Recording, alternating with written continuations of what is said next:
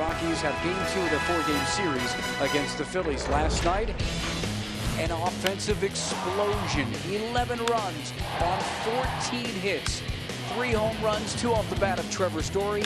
Every player in the starting lineup, with the exception of Chad Bettis, and he was the winning pitcher, had a knock in the game. The Rockies came off a road trip where they struggled offensively. They scored 7 runs in one game, all off of the bullpen. But last night, they get 11 in their first game back. Want to keep that going. And with that, we go up to the guys in the booth. It's Drew Goodman and Ryan Spilborghs. All right, Mark, thanks very much. Absolutely. That was fun to watch last night. Much needed, an offensive explosion. And in the middle of that offensive explosion, that young shortstop. Yeah, unbelievable. And the Rockies really needed it yesterday. And it started really early. You had the first inning, you had DJ LeMahieu, Nolan, and it was important for the Rockies to get that offense going. But talk about Trevor Story, trying to get him to the All-Star game. 2 home runs last night. Talk about a campaign. And this guy comes up to both of us today during batting practice. And what did he say to us? Well, he's so classy. I mean, he came up and he said, hey, thanks very much for campaigning for me. I'm like, I've never had that happen before. I mean, it just gives you an idea as to how humble this kid is, what kind of great individual he is, how well he was raised, and he also is a great baseball player. Look, he has 21 home runs. He matches Dave Kingman with the Giants in 72, Pujols obviously with the Cardinals in 01, and he's not done. There's 3 more ball games. He may do what he did in that opening series against Arizona. He's been unbelievable, and I'm not going to lie, I'm disappointed. I'm disappointed he didn't make an all-star team. I'm disappointed because he was the better player. I think you understand it when you look at it. Obviously, you got San Francisco Giants, big media market, but Trevor Story, for all the stuff that this kid has had to go through as a rookie in the major league level, and for him to pass all these hurdles that he's had to deal with things that it was not even in his control, other people's issues, and he's having to speak for him. I absolutely appreciate him. I'm looking forward to watching his career move forward. He's going to be an all-star at some point. No, there's no question. I kind of inferred that to him. This was not a one-year wonder. He's going to have plenty of opportunities down the road. He hopes to help be a big part of things tonight as the Rockies look to make it 2 straight against Philadelphia. Big John Gray will be on the mound. It's the Rockies. It's the Phillies. Come on back to Coors Field with us.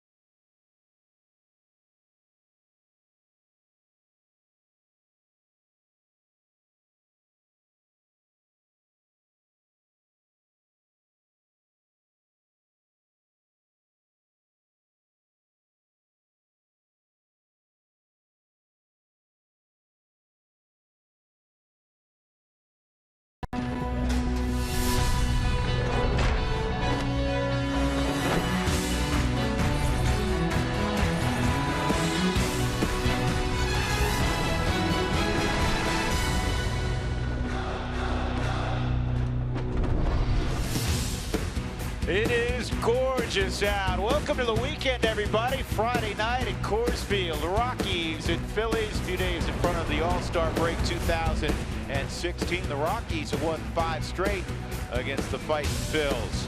Jon Gray on the mound, and he'll be opposed by Vince Velasquez. Odubel Herrera is going to lead things off for Pete Maccannon's club. Despite losing yesterday, they've played good baseball the last couple of weeks. They've won 8 out of 10 as we take a look at their batting order, brought to you by Southwest Airlines. In the 2 spot will be Peter Bourjos. He's really come on the last month. He got off to a slow start, but he's up to 278, couple hits last night. In fact, Cody Asche, Maikel Franco didn't homer last night for the first time in 4 games. Cameron Rupp, the big backstop. Ryan Howard went deep, earned himself another start. Freddie Galvis, Cesar Hernandez, and then Vince Velasquez. Jon Gray in his last outing lost to the Dodgers, but it was another quality start. 6 innings, 3 runs for Jon Gray. And over the last 8 ball games, you know what jumps out at me, Spilly? The league is hitting just .210 against him. He's continuing to get better. And a couple starts ago, he was having a problem with his arm. He was feeling a little more fatigued, and he's been spending time in the bullpen, not throwing as many pitches, and as a result, the arm's feeling fresher. I think when you look at this Phillies team, they still have won, with the loss last night, they've still won 8 of the last 10 games. Last night, Chad Bettis so good at varying up the pitches, using his off-speed pitches to get these Phillies hitters that are going to be aggressive to swing at pitches out of the zone. First pitch at 96, missed high and away, so it's ball 1. John's ready to go, and here's his second delivery, and that is in there for a strike, also at 96. That first pitch may have tickled the top of the zone also. So it's 1-1 on Odubel Herrera, headed to the All-Star game. And you see that John throws his fastball 56% of the time. It's primarily fastball and that swing and miss slider. And the minute I say that, he throws the Chad Bettis curveball. And that is a pitch that he's starting to throw more. He's getting 60% ground balls with the curveball. That's a very important pitch for him. It's a pitch he started throwing in spring training. He's added that to the arsenal, and he is throwing the changeup a little bit more. This is pulled foul. What's interesting about you mentioning that he started throwing the curveball in spring training for really the first time in his career. I don't think he threw it at Oklahoma. He didn't throw it professionally until this spring training. If you recall, in his first outing that he broke it out in a game, he hung a couple, was having trouble getting a feel for it, and said, "I'm scrapping it." The first curveball he threw was to Corey Seager, who hit a homer with it. And he 86'd it for a couple of starts. Yeah, I'm not going to throw that pitch ever again. Well, it's a great pitch because it changes the hitter's eye level. Hitter's in the shadow right now, and he gets the slider for a swing and miss strikeout. Good start for Jon Gray. Nick Hundley records the out at first base. 1 gone, and that'll bring up Peter Bourjos. Here's the Rockies defensively. That is not a misprint, folks. Daniel Descalso is out in left field. Charlie Blackmon in center. Cargo is in right. Arenado, Story, LeMahieu, Reynolds around the infield, and Nick Hundley is behind the plate. Now, Daniel got a 1/3 of an inning out there earlier this year. He's been taking some balls in the outfield the last couple of weeks, ever since Parra went down. And this is an opportunity because Daniel has swung it so well for Walt to get his bat in the lineup, because listen, DJ's going to play every day, and Trevor Story's going to play every day. Nolan Arenado's going to play every day. He's going to spell Mark Reynolds on occasion, but here's another chance to get his bat in the lineup. And that's what's so important. Parra is coming back, and I heard him running yesterday. He was running about 85%. He's going to be back at some point after the All-Star break, and making sure you give your bench guys games, give them at bats. And I know Tony La Russa, close with Walt Weiss, always talked about making sure your bench guys get at least a game's worth of at bats per week. That slider got a little more of the plate perhaps than he wanted to, and it's fouled off by Bourjos. Well, Ellis Burks is a big fan of Daniel Descalso, as is Walt Weiss. They've talked about different ways they can get him in the lineup. There's the heater at 98, and that is strike 3. Feeling good.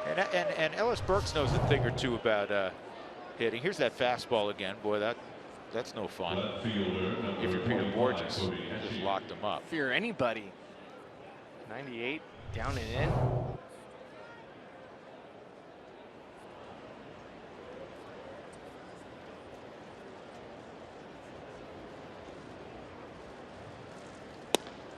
And a first pitch strike to Cody Asche.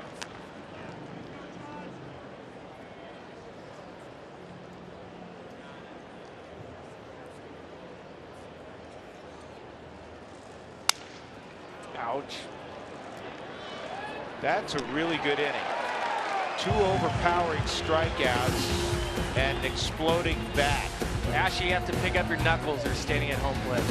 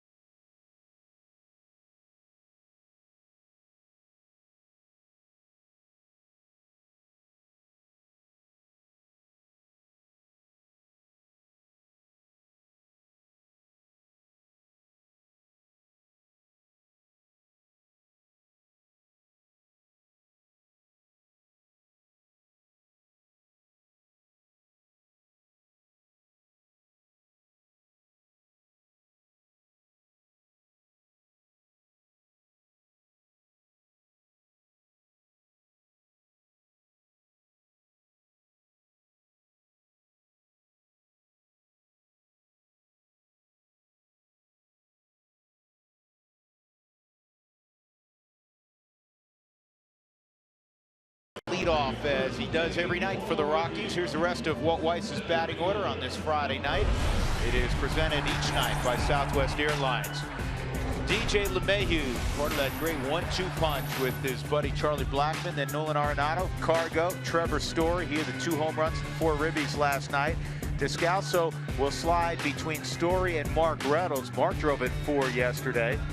And then it's Nick Hundley. He swung the bat well last night also, and then John Gray. Vince Velasquez making his 15th start. The Rockies saw him last year with Houston, and they got after him pretty good. 5 runs and 4 1/3. Well, it's essentially John Gray versus John Gray tonight. Both guys, big fastballs, except the last couple starts for Velasquez. He's been sitting more 90, 92 miles an hour, and occasionally will go up to 95. Learning how to pitch a little bit. That's what they say. There was a little bit of a concern that he may have a tired arm. Been a lot written the last start or 2 about his fastball velocity. You know, there's some teams. San Francisco did this the other day with Madison Bumgarner. They turned off the radar gun in-house. 0-2. And this ball's in the air to center field and shallow, and it's going to drop. Herrera saw a big swing, Spilly, and he got a bad jump on it. And with that outfield, I mean, you played out there for a long time. That can happen. You get beat more by balls that land in front of you than balls that get hit over your head that are squared up. Obviously, anything hit over your head squared up is going to be a double or a home run. Here's the Phillies defensively. Same alignment as last night. Ashe, Herrera, and Bourjos. You got 2 center fielders in Herrera and Bourjos out there. Franco, Galvis, Hernandez, Ryan Howard in the infield. Galvis is the best of the bunch defensively, and then Cameron Rupp behind the plate. So here's the second leading hitter in the National League, LeMahieu, and he takes a strike. You mentioned the loss in velocity for Velasquez's last couple starts. Well, in the last 2 starts, 11 innings pitched, 14 strikeouts, 2 walks. Giving up 10 hits. It's a 1.64 ERA. And at times, you're right. People get so enamored with the velocity. And it really doesn't matter. We talk about location. A well-located pitch is way more important than velocity. Velocity gets you signed. It gets people intrigued by you. But ultimately, most of the guys that have success here pitch at a lower velocity than they could actually reach if they were just to go as hard as they could. I think Zack Greinke's the best example of a guy that can if he wanted to, he could throw 95, 96 every single pitch, but he learned that he can pace himself. He can throw 88 to 90 for the entire game and reach back when he wants to. And he does, and it's effective. He also could hit the proverbial gnat in the derriere. Yes. Which is hard because, you know, Nat doesn't have a big derriere. No. 1 ball, 1 strike on LeMahieu.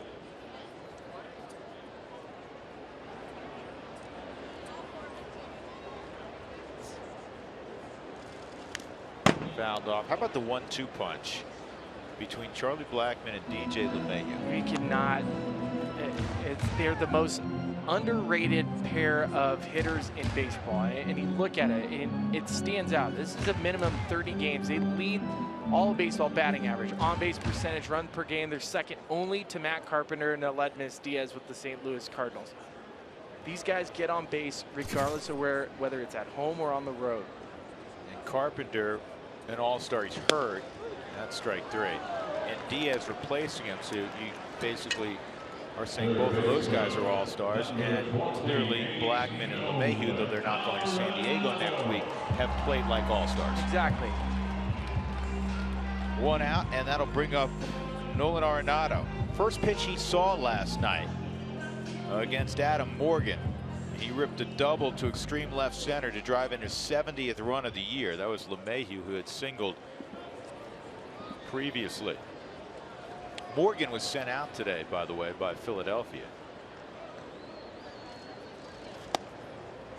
Inside on Nolan.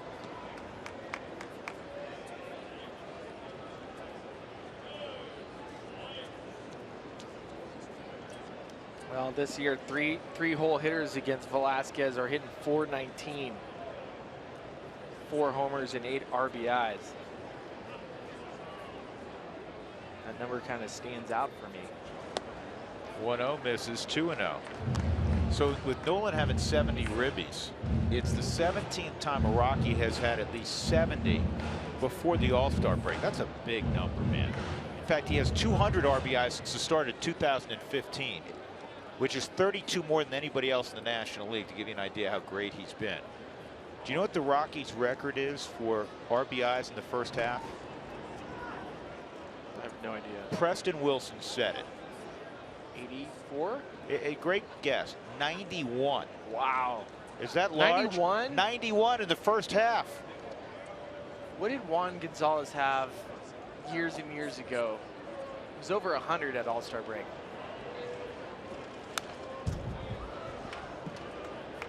What did Hack Wilson have the year he drove in a $191? Did you ever see the pictures of Hack Wilson when you were at Wrigley Field? He was small. Yeah, he was like 5'6". He was like 5'6". He was about 5'6" tall and 5'6" wide. Dougie reminded me there was no All-Star game back in 1930. Well, Doug, approximately, if they played an All-Star game, Dougie, how many would he have had? It's always so exact. Look at around July 10th, 1930. How many ribbies did he have? And see, that's where Velasquez reaches back. 2-1 pitch, knowing that Nolan's probably hunting for a fastball. He's been sitting 90, 92 miles an hour. And that's pitching. Talked to Bob McClure. McClure was mentioning how Velasquez was reminding him a little bit of Zack Greinke. 3-1. And Nolan worked underneath it, fouled it back. 3-2. Bob McClure is the pitching coach for the Philadelphia Phillies and had Zack Greinke early in Greinke's career in Kansas City. And Greinke, at the time, was very stubborn, wanted to throw his fastball as hard as he could. And McClure was suggesting to throw a changeup. He said, hey, you can throw a changeup. And Greinke fell in love watching Tim Lincecum throw a changeup. And after Lincecum won the Cy Young the year before, Greinke comes to spring training the next year and starts throwing a changeup. Greinke wins the Cy Young that year. That's ball 4, 2 on now for Cargo. We will watch Velasquez. He is starting to throw what they call the Zack Greinke changeup. Folks, if the Rockies score 7 or more as they did last night, make your way to participating Colorado Taco Bell locations the next day. Do it between 4 and 6 to receive your Rockies taco special at Masa Taco Bell, and we hope you took advantage of that this afternoon. One additional point about his changeup, he'll also, and you can get confused by it, he'll throw a, he started it about 3 starts ago, he'll just throw a BP fastball at about 87, 88, and he'll have a little run and dive to it. So Cargo a chance to do some early damage. 1 out, 2 on. Homered against Velasquez last year, and he takes strike 1. We go back to our over 100 RBIs before the break. Hank Greenberg had 103 in 1935, and Juan Gonzalez had 101 in 1998. Crazy numbers. Charlie off second, Arenado off first.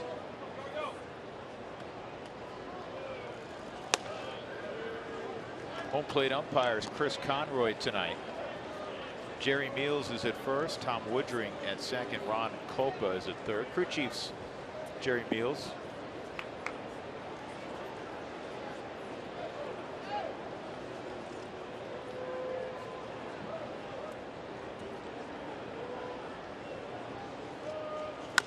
This is bounced up the middle and on the move, not going to double him up. Freddie Galvis gets 1, 2 outs, and that'll bring up Trevor Story.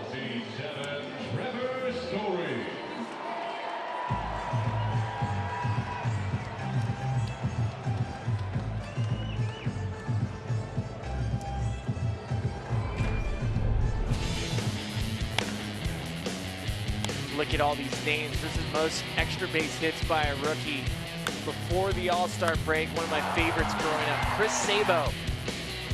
Man with goggles with the Cincinnati Reds. Trevor's hit him to all fields, left field, right field.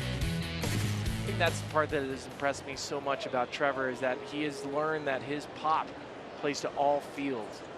Sometimes for young hitters, young power hitters, they want to just pull the baseball. He has really stayed within himself no matter what has occurred. The positive stretches, you're going to try to stay within yourself, obviously, but even when he's gone through periods where he hasn't had results, he stays with the same approach. And a called strike 2.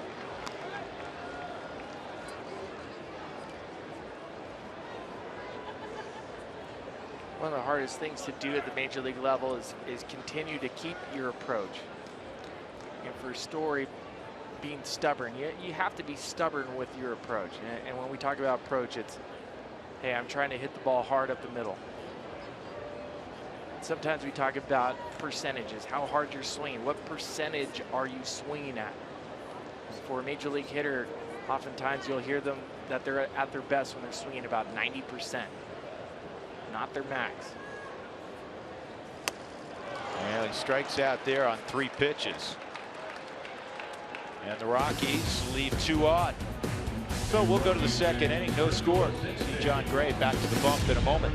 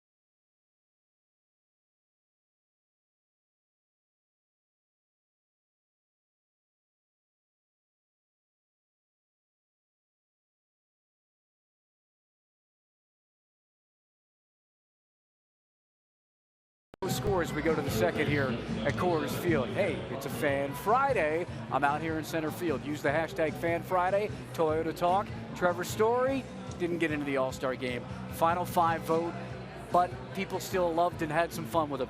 At Bond, Laurie Bond said, I hope Trevor hits 2 more homers tonight because he was overlooked. So that's one of the topics. Was he overlooked? What do you think about Trevor Story becoming an All-Star? Do you have a favorite All-Star over the years? Favorite All-Star game? Is there a guy you would pay to to go see play? We've been down this road. Hit us up at @RootSports_RM. Yeah, I couldn't say that twice, guys. Sorry. Oh, you did say it twice. I did. Pay to see play. He still messed it up. Pay to see play a game. People wanted to see you play, Spilly. So they came to the park. You had to see you play. No. I was part of the package. Maikel Franco fouls it off. We're hooked on phonics with Mark in a little while. Cameron Rupp to follow Maikel Franco. It is Friday night. We're going to have some fun.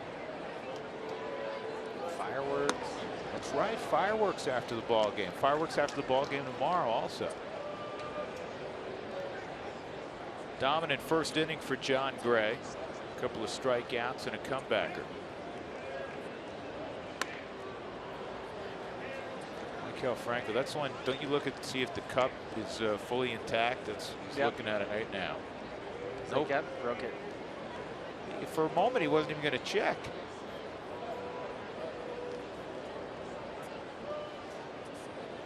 This kid has a great future. His present is pretty good too.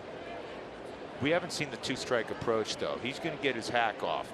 And I think in this day and age, that's par for the course. You don't see many guys really change their approach or change their swing to a 2-strike approach. Especially the middle of the order guys. Especially middle of the order guys. 2-2 on Franco. And he takes a big swing and hits a high fly ball to right center. Blackman, Cargo, it'll be Charlie. Good communication out there, 1 out. Catcher number 29. Well, no matter what the vote was, all Rockies fans know what Trevor Story is. He's an all-star. Know that he is an all-star. Yeah, just sometimes they don't have a big enough roster, but certainly if he showed up in the National League locker room in San Diego, nobody would say, what are you doing here? Exactly. Nobody would blink an eye. Cameron Rupp fouls this off. Rupp out of Plano, Texas. This guy was a big football, baseball star growing up. In fact, Mac Brown came and visited him and wanted him to play linebacker at Texas. He's a large catcher. He's a large catcher, and Nolan just threw him out.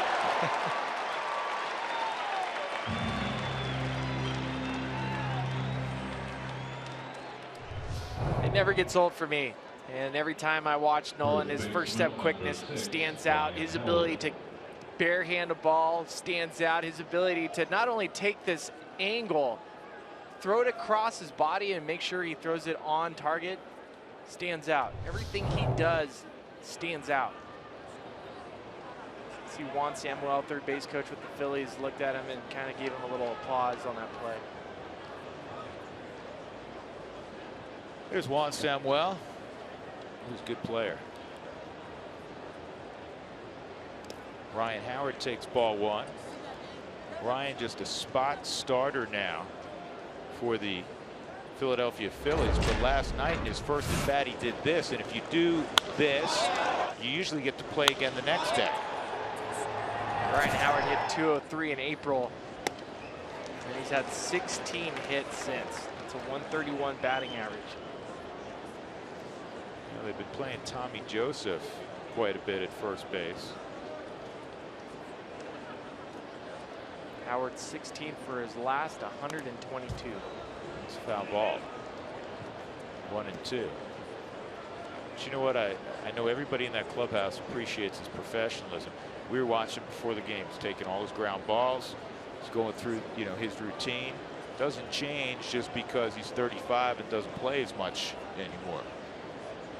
And it shouldn't, because as we've learned in baseball, things can change in a heartbeat. Yep. That is strikeout number 3. 6 retired in a row to begin the ball game for Jon Gray. No score, middle of 2.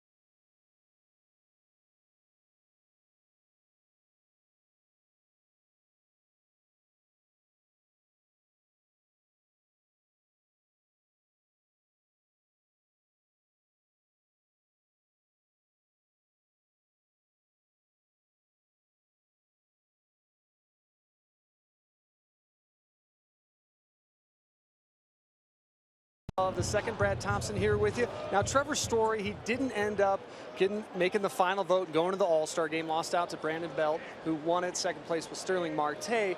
But he still feels very motivated about this, as it's going to push him. He got a little taste of it's going to push him here in the future.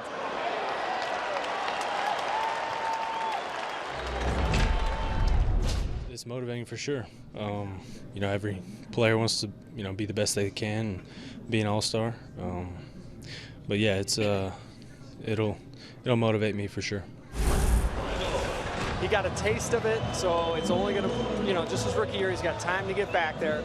So just a little bit of taste. Fans, use the hashtag FanFriday to tell us what you like about Trevor Story from the beginning of this season until now, and of course, why he should have been an all-star.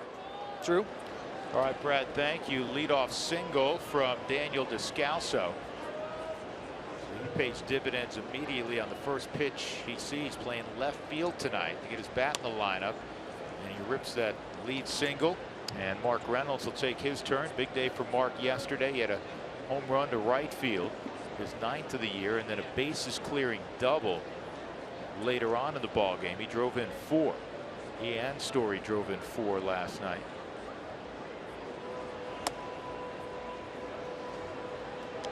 Ball and a strike on Reynolds.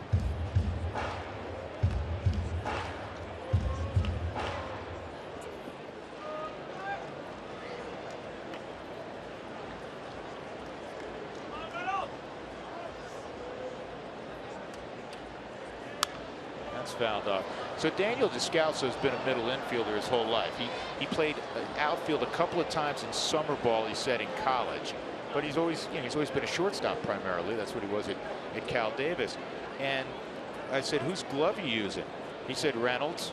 He said, same guy's glove I use when I play first base. He just keeps going in Reynolds' locker and borrowing gloves. I had a guy like that in the minor leagues that I would go in and steal stuff. Ryan Sheely. Remember Ryan Sheely out of the University of Florida? Ryan Sheely came up.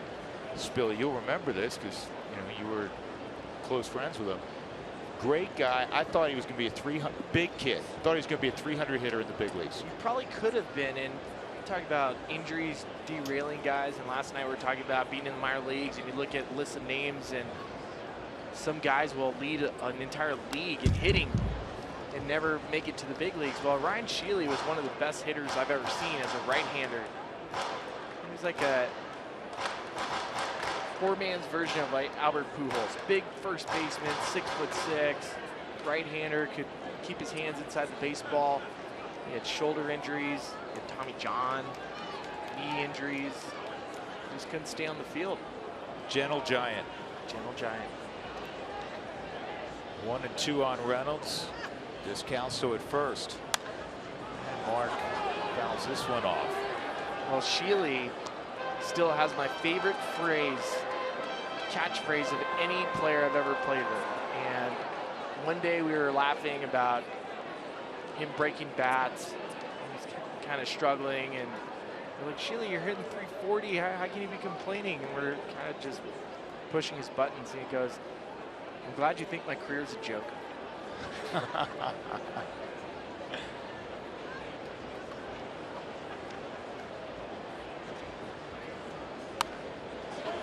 Good job by Reynolds.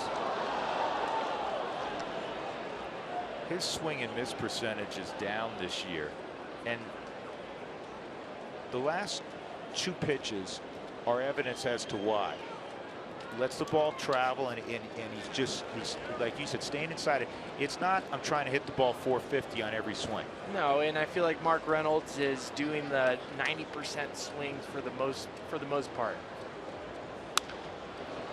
It's a good at bat Mark's got going here. Keeps fouling off good pitcher's pitches. You can see on the Subaru strike zone, those are all painted by Velasquez. Those are good pitches by Velasquez. This is a guy, young Vince Velasquez, a 24-year-old from Pomona, California, who gets a lot of strikeouts, almost 11 per 9 innings. First 2 starts of the season, Velasquez had 25 strikeouts.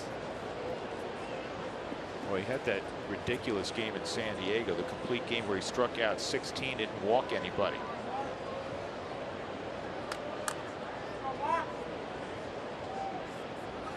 Descalso takes off, and Reynolds got a little piece of that one.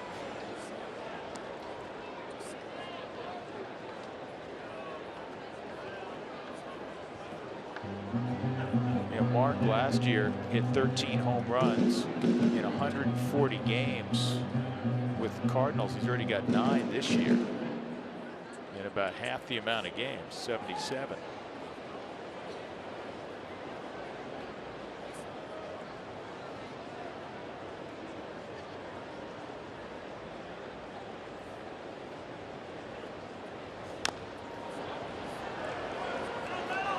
See a pattern here?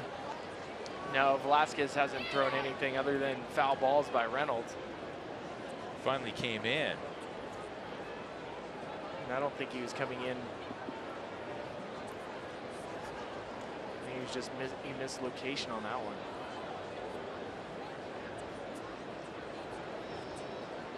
That's way outside. 2-2. Nick Hundley on deck.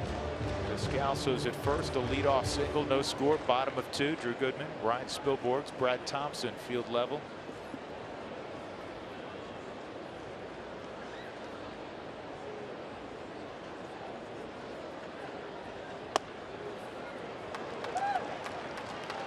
You'll hear pitchers talk about the most frustrating thing for any pitcher is having a bat that lasts more than 10, 11 pitches. They want to get through an at bat, 3-4 pitches, be efficient. If you foul off a bunch of them, and you've heard of major leaguers, where do you want it? Runner going, and this one is popped up behind third. Galvis makes the catch. Descalso, who is running, comes back.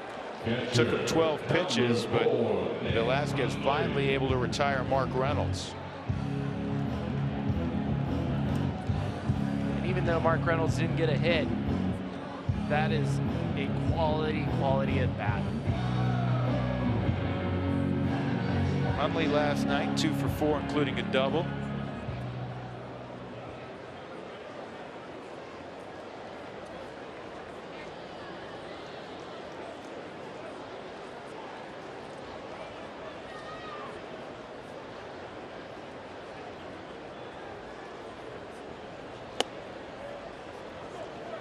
Nick's 5 for his last 11 at the plate. Takes ball 1.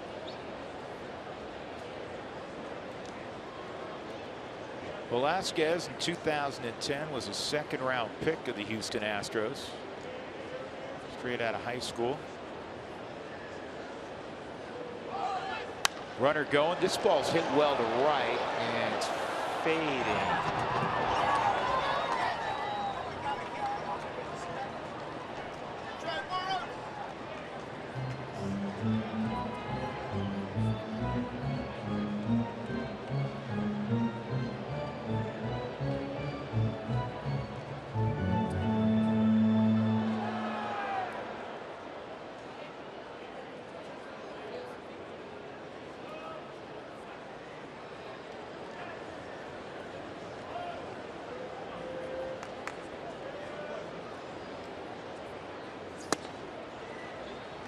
94 with that fastball. It's in. 2 balls and a strike. Velasquez has 2 brothers. Both served as Marines and have had multiple tours of duty in the Middle East.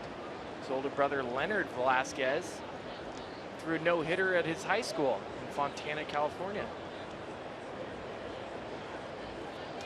One of 3 brothers. His middle brother's name's Christian. Velasquez, even though he's from Pomona, Philadelphia has adopted him. He's now Vinny from Philly. Vinny from Philly. I like it. Runner going again, pulled to short, and they're going to get the double play. It was hit hard enough that Galvis went to Hernandez. They got the force out. A 6-4-3 turn. No scores. We go to the 3rd.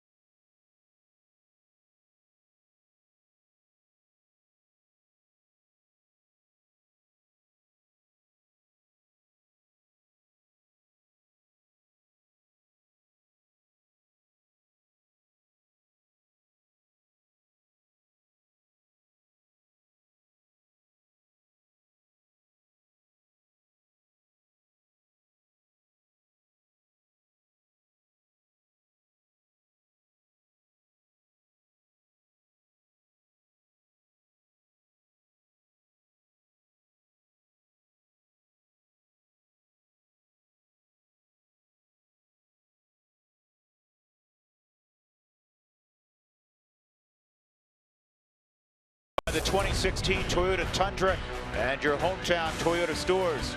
And by Southwest Airlines. Transparency, low fares, nothing to hide. Platte River. You gone kayaking on the Platte River, Spilly? No, I haven't done that yet. Part of your bucket list, though? Yeah, I've had dipped my toes in that water before. Yeah. Our office used to be right on the Platte River. Beautiful night at the ballpark. Rockies and Phillies scoreless as we go to the top of the 3rd. And in the 7th spot in the lineup, the shortstop Freddie Galvis to face John Gray.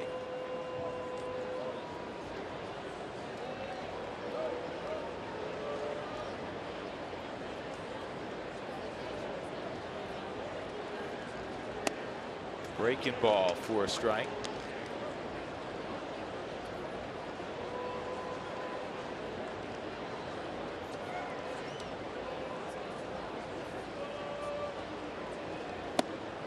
And it's 0-2.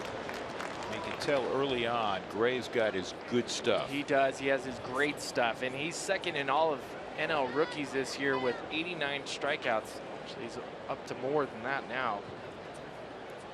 He's at 90 strikeouts. Kenta Maeda leads at number 1.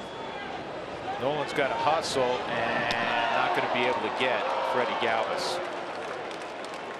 Middle infielder speed and an infield hit for Galvis, the first base runner so far tonight for Philadelphia. Let's go to center field, check in with Mark Stout. Mark? All right, Drew, hashtag Fan Friday is what you use Toyota Talk, talking about Trevor Story not getting into the All-Star game. Show you some tweets.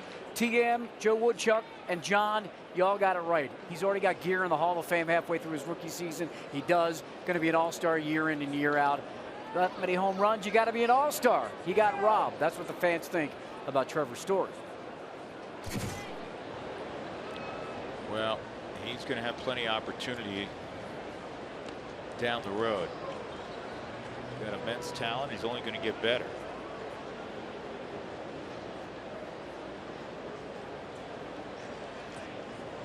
Cesar Hernandez is at the plate, native of Venezuela. Guy's been swinging the bat well.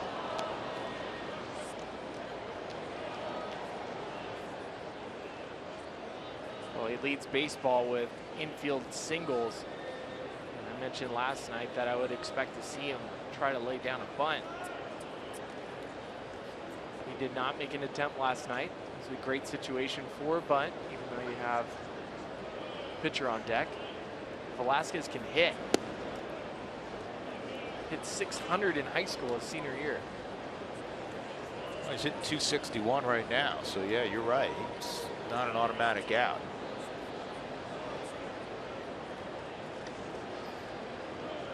You're right, Bobby, about Trevor Story. Got a lot of great qualities.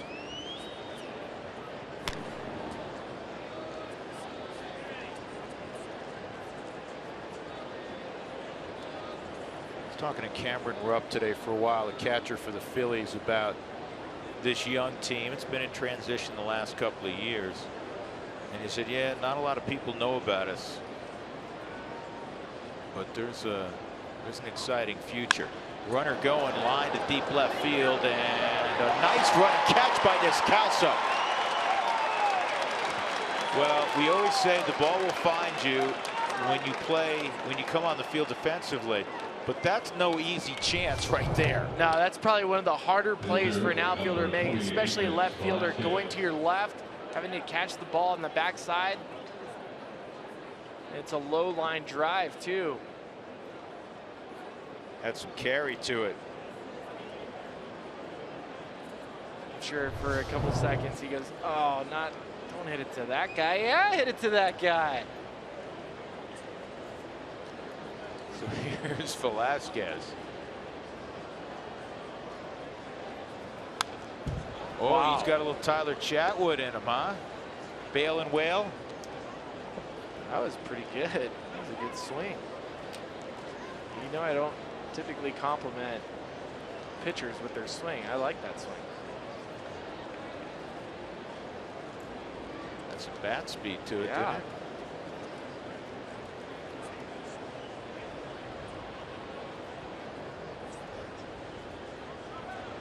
Runner going, and Hundley can't pick it out of the pocket of the glove, so a stolen base for Galvis.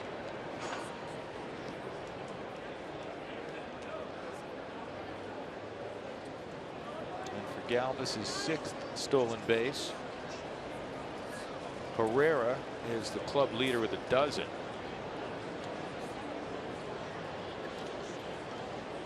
Velasquez hit .608 with 29 RBIs his senior year at high school with only 4 strikeouts and 80 at bats. Well, you know what league he played in? He was in the Mount Baldy League. He was all Mount Baldy League. Gary High School. Take a swing like that, you may get another slider. Sure. 31 pitches, only 6 out of the strike zone for Gray.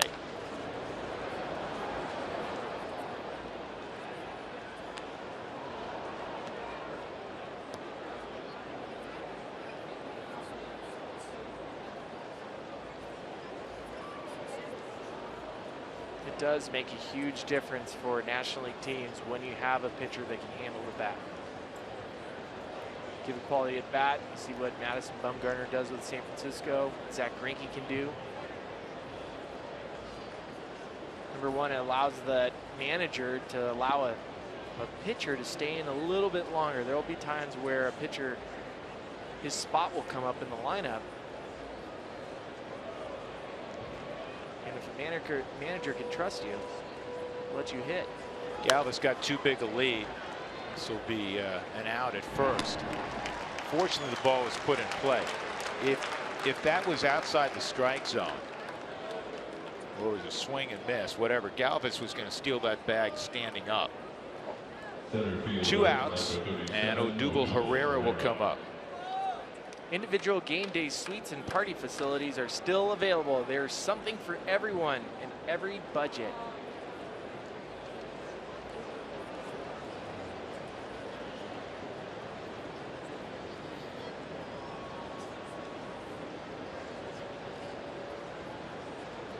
Herrera struck out on a slider down and in his first time up, and he's a little late on a 98-mile-an-hour fastball.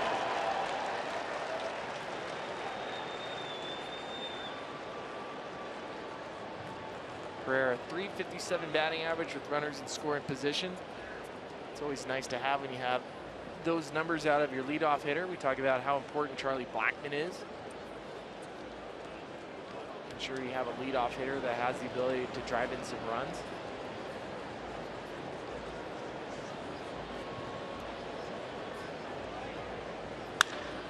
Line shot, hit too hard. Cargo's there.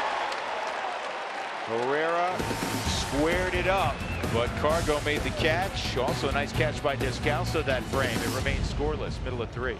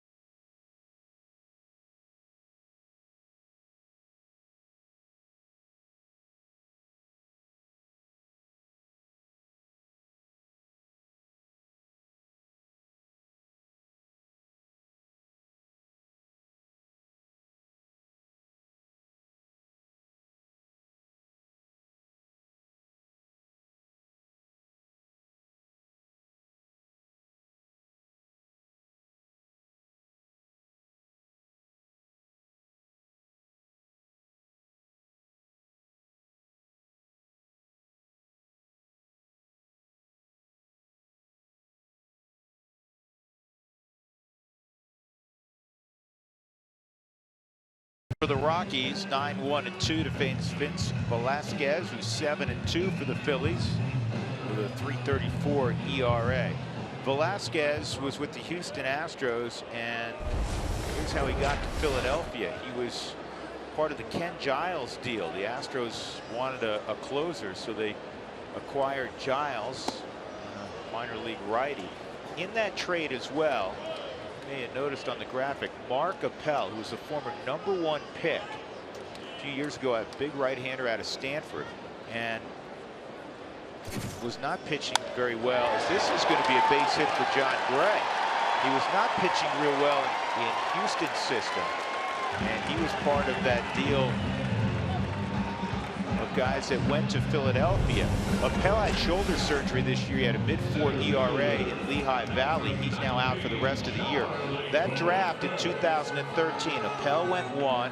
Chris Bryant went 2. I don't think the Cubs are disappointed with that selection, nor are the Rockies disappointed with their selection, Jon Gray.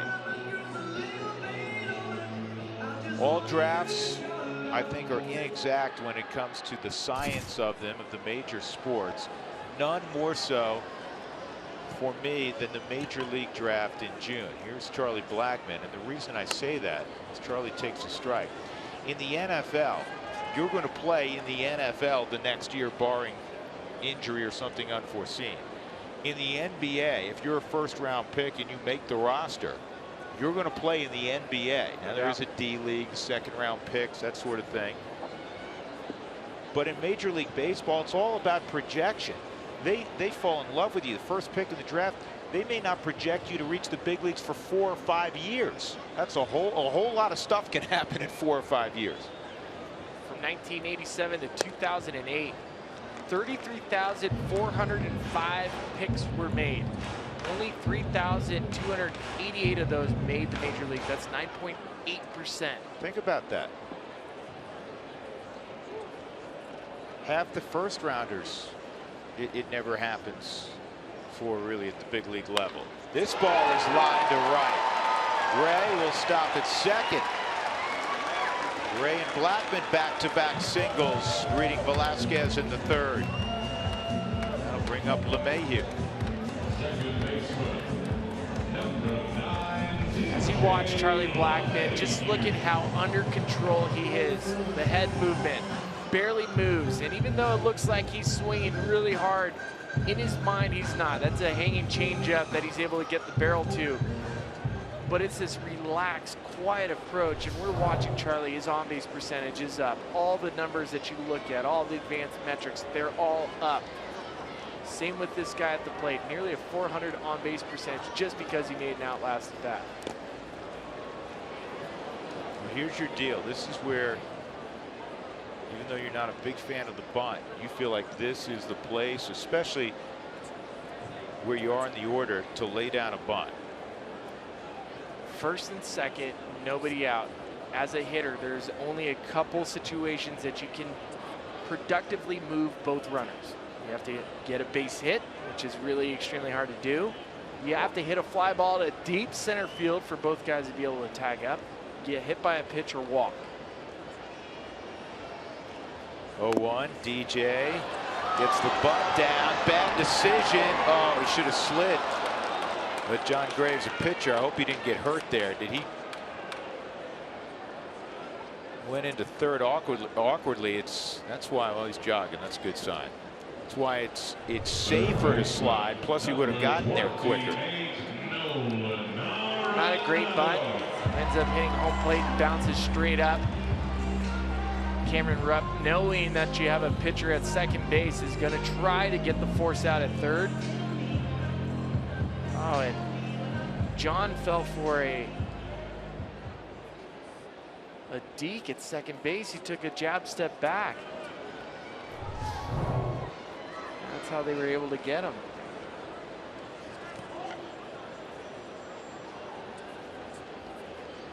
So 1 out, still first and second. And here's Arenado. Nolan walked on a 3-2 pitch his first time.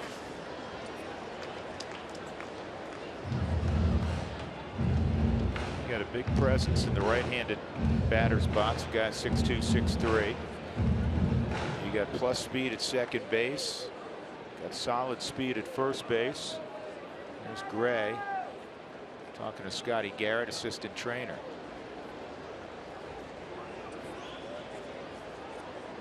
Managers always cringe when their pitchers are on base. Well, Velasquez does a Louis Tiant type. You see him spin, and that spin forced Jon Gray back towards second base. Just that did enough to make sure Jon Gray's not able to get to third base.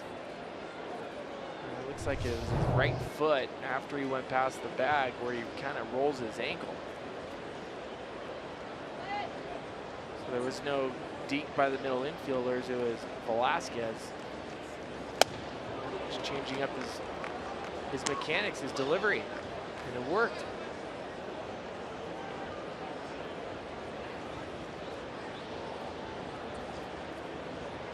Nolan second, in the National League in home runs with 23. Leads, of course, in ribbies with 70. Leads the league in total bases with 189.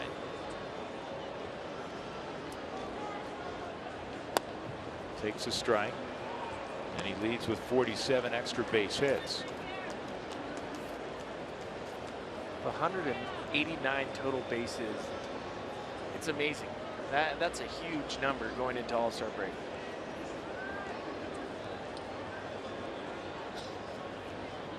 Last year, Nolan set an all-time record for third baseman with 89 extra base hits.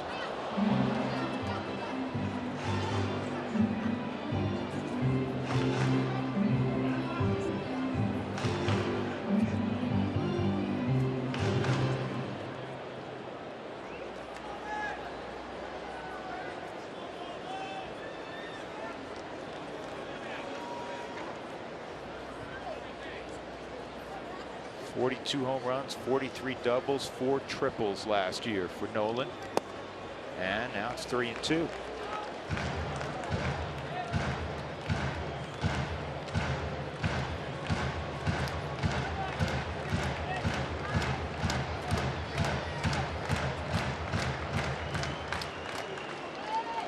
Nolan has 37 walks this season. That's already 3 more than he had all of last season.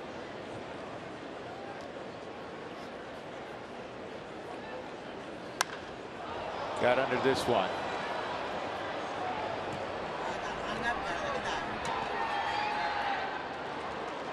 Two gone as Ashley makes the catch, and that'll bring up Carlos Gonzalez. Number 5, Carlos Gonzalez.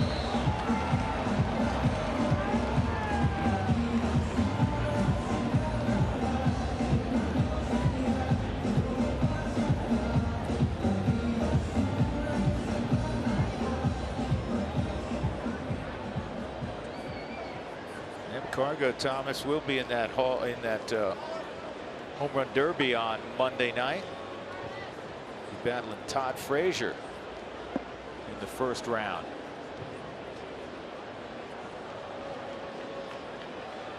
Cargo bounced into a force out in the first inning. No score, 2 on and 2 outs. And this ball is rifled to deep right, and it is over the head of Borges. Blackman will score. LeMahieu's going to get a stop sign on a double by Cargo.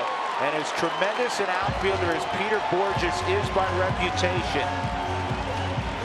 that was one of those Cargo line drives.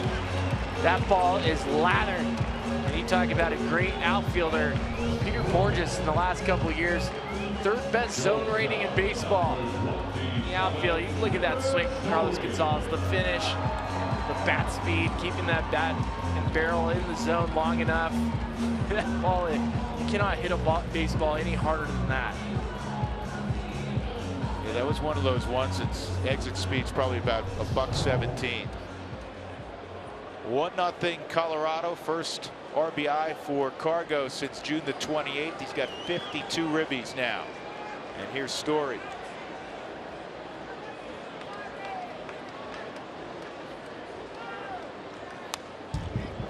Got an interesting one on Story. I was talking to Blake Doyle, the Rockies hitting coach, before the ball game, and he was wondering out loud how many of the home runs, the 21 home runs that Story has hit, have come with 2 strikes. Well, Dougie did some quick research.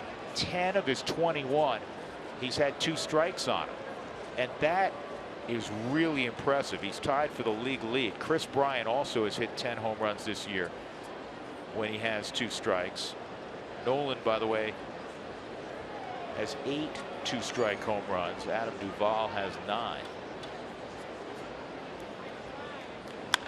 This ball hit high in the air, deep left center field, and it's going to be tracked down out there by Ashe. Got under it a smidgen. Rockies do break the ice on the 2-out double by Cargo, and it's 1-0 Rockies as we go to the 4th.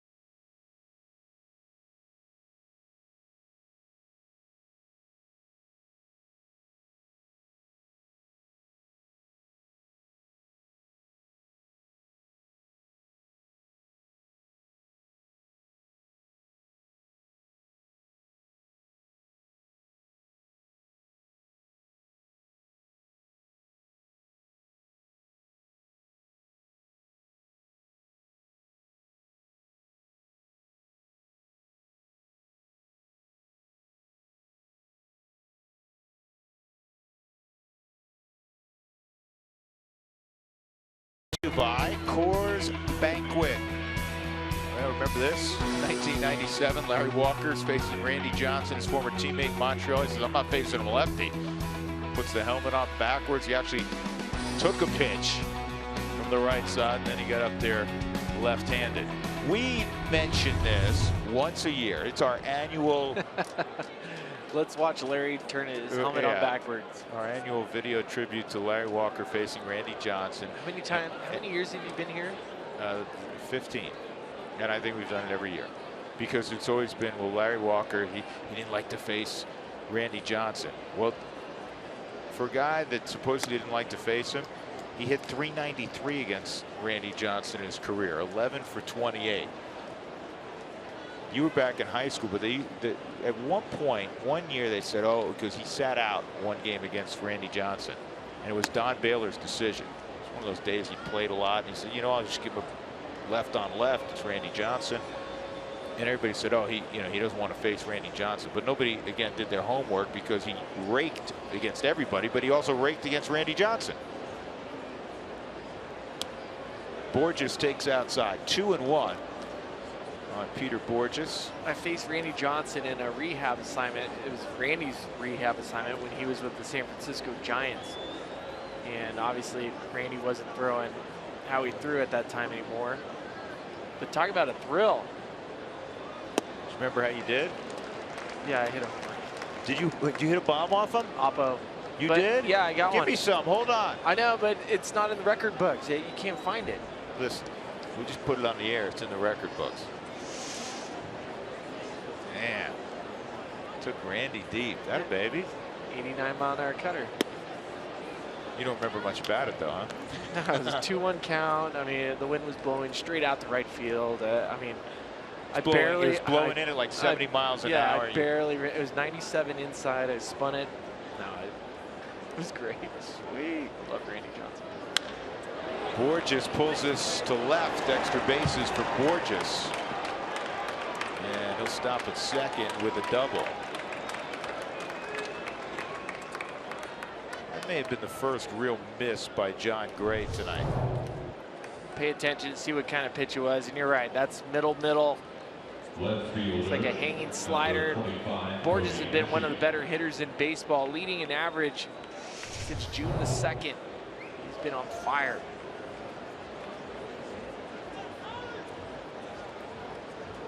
Since June the 12th, he's been on fire.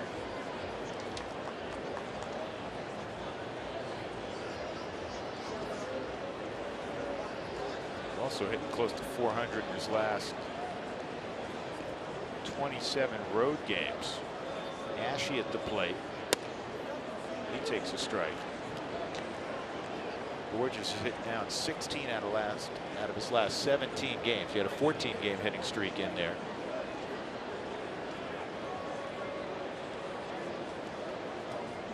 Watch Borges.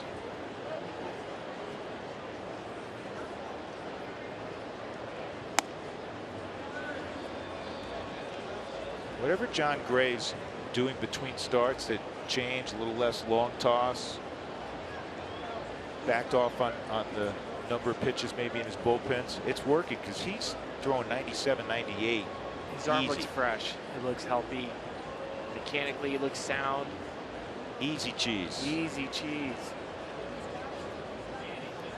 There's something to be said about that. When you watch a guy not looking like he's max effort, you know mechanically he's sound, he's getting himself it. The rhythm and timing of his mechanics are in sync.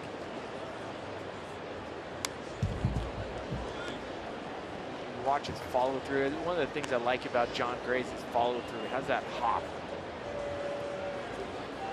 Hardest throwers on the right side among starters in baseball. He is number 5 average fastball velocity. Syndergaard number 1. 1-2. Be a slider count. There it is, and there's the strikeout. At 91. Live Rockies Baseball is here with MLB.com at bat on your smartphone or tablet. Stay connected with stats, news and more.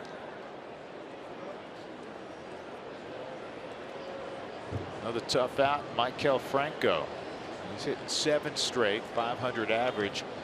Again, did not homer last night after hitting a home run in 4 consecutive games.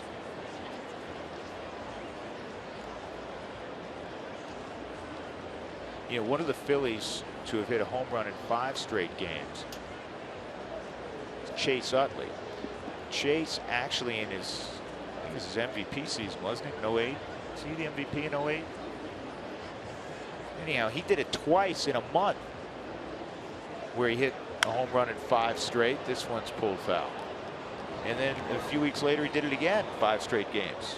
He did it 3 times in 1 No, year? twice Oh, okay. in 1 year, but twice within like 30 days. See Utley in that long game the other night, he went 6 for 7. Well, he's dipped his toes in the fountain of youth. We were talking about there's only been 2 other guys at that age to have had 6 hits, and one was Ty Cobb, the other was Cal Ripken Jr. Franco fouls that off. I said Utley was in it. I guess he was never an MVP. I thought all those Phillies took turns being MVP. He wasn't an MVP. He was a candidate. Rollins was an MVP. Howard was an MVP. Yeah, I didn't think. I was like, I don't remember Chase Utley, but I mean, I can barely remember what I had for breakfast this morning. Howard was the MVP in 06. Jimmy Rollins in 07 when your club took the Phillies out 3 straight.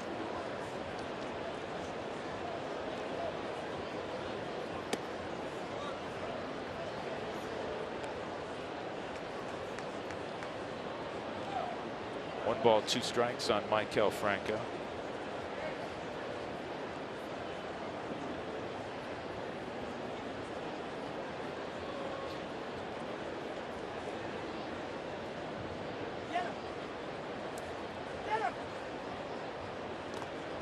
Did he go? He did not go. And Borges moves up on a wild pitch.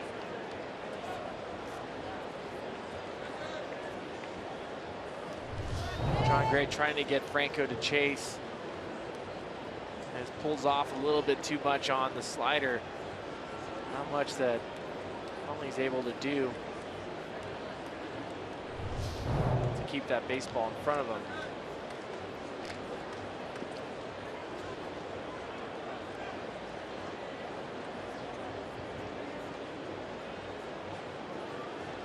Two and 2 on Franco. Infield in. Gray's hunting a strikeout here.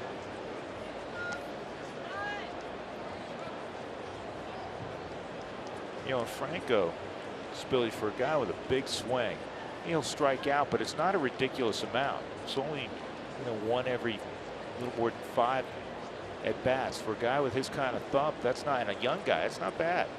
It's like when we watched Nolan. Nolan, for the amount of home runs he hits, barely strikes out. 2-2, he strikes out there, and he went to the curveball. I like it. I love it. Any chance that you can really change the variance in your velocity. 79 mile-an-hour curveball. He's touching 96. He tried to throw a changeup the pitch before that Franco fouled off, and now you follow up with a curveball. Boy, that's a handful to try to cover. So John Gray with 5 strikeouts.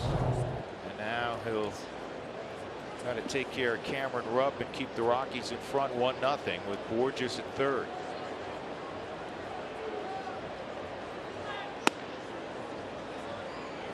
Inside at 97, ball 1.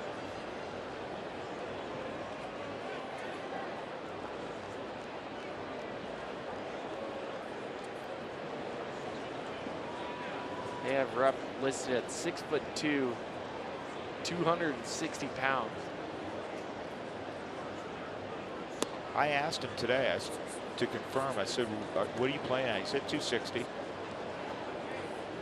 said he's always been big. He played high school football. He played middle line. Remember we were talking about he was middle linebacker. That's what he played. Mac Brown was going to get him. He played at 230 in high school.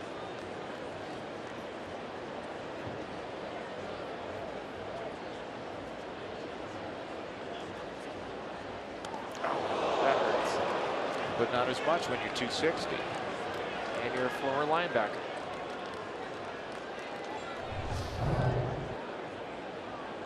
It's a fastball, and John occasionally will throw a two-seam, try to get a little extra run on his fastball. Normally he's a four-seamer. We talked about a couple starts ago, started throwing it a little bit more, and notice the action he was getting with that pitch. Well, hitters are 4 for their last 31 with runners in scoring position versus John Gray. He's finding that extra level to get those outs.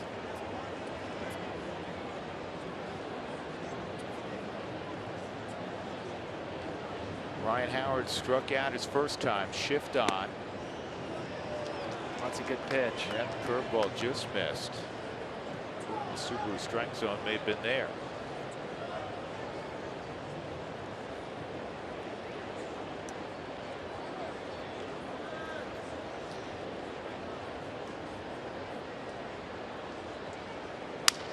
Line shot. Oh, what a pickup by Nolan.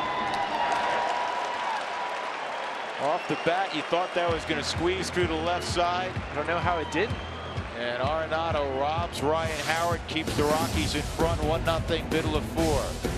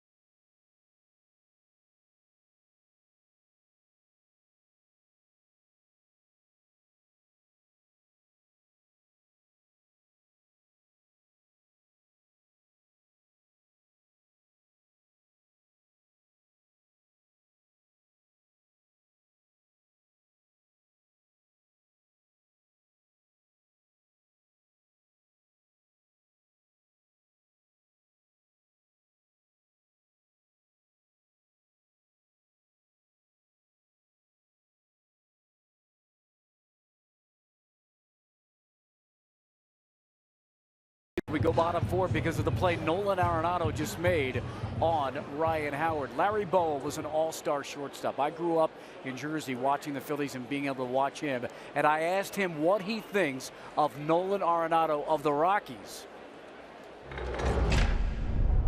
He's my favorite player to watch. I go home at night in Philly, try to catch their games. In fact, my wife said, "What are you doing?" I said, "I'm watching the Rockies." She goes, "Why?" And I said, "I watch the third baseman."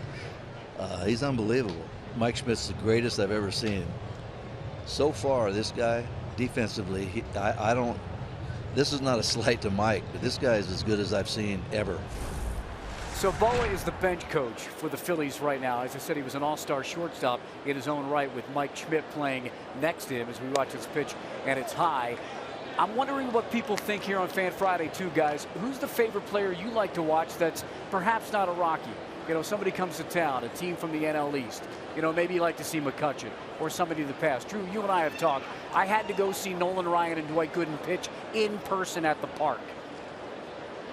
Well, Nolan Ryan was special, you bet. That pitch is in there 2-1.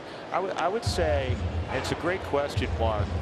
I would say in recent years when the Angels came here with Mike Trout, you know, we're fortunate. We're so privileged to come to the yard every day, but I got extra geeked up for seeing Trout in person. It's just see how fast he was, how physical a player he was. But I'll tell you, we are so fortunate to watch that kid play every night. You and I both talked again during the commercial break. So did you not think that was a hit? You said, I thought it was a hit.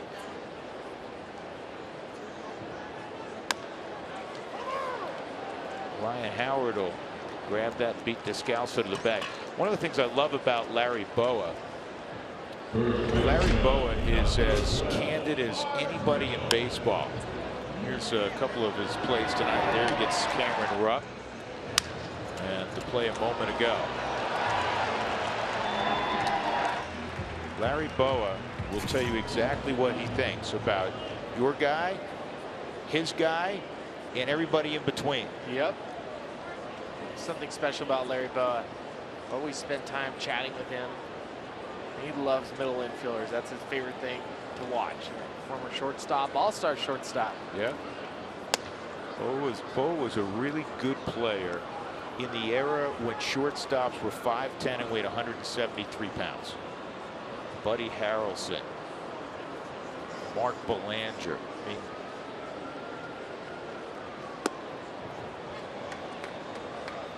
when it was, if you hit 240 and you could pick it, that was good.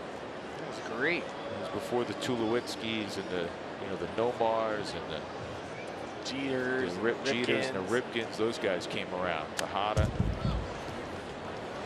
I mean, all you need to know about Nolan and how good he is amongst his peers, and that's what matters most to Nolan, is that when you look at the All-Star voting by the peers, by Major League Baseball, Nolan had the most votes of any player in the game. He had 700, over 700, and the next closest guy was around 400. It's a no-brainer. Here's another hit for Reynolds. That's going to scoot to the corner, and Mark's going to have himself a one-out double.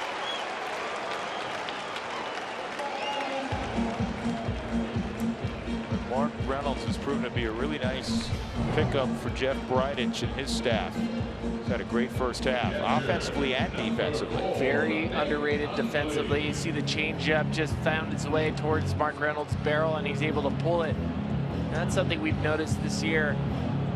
He's taking fastballs, he's hitting them opposite field, and if you miss changeup off speed, he'll be able to pull that pitch. And where in years past, you can look at the average and the games and the home runs.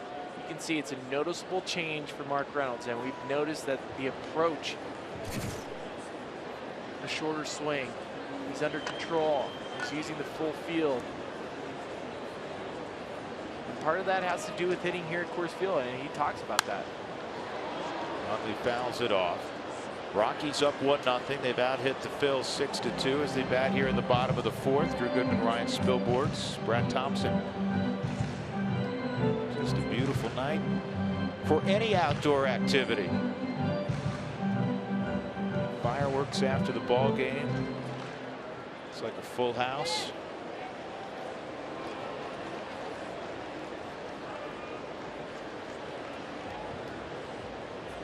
Nothing better than a ball game on a summer night and then fireworks, right? It's the best. Into the bat. Hit pretty well, though, to in front of the track in left center field. Nick got that off the sweet spot just a little bit. 2 outs. July 18th is Purple Monday. Wear purple, win prizes, and the first 5,000 fans will receive a Rockies Purple Monday baseball hat.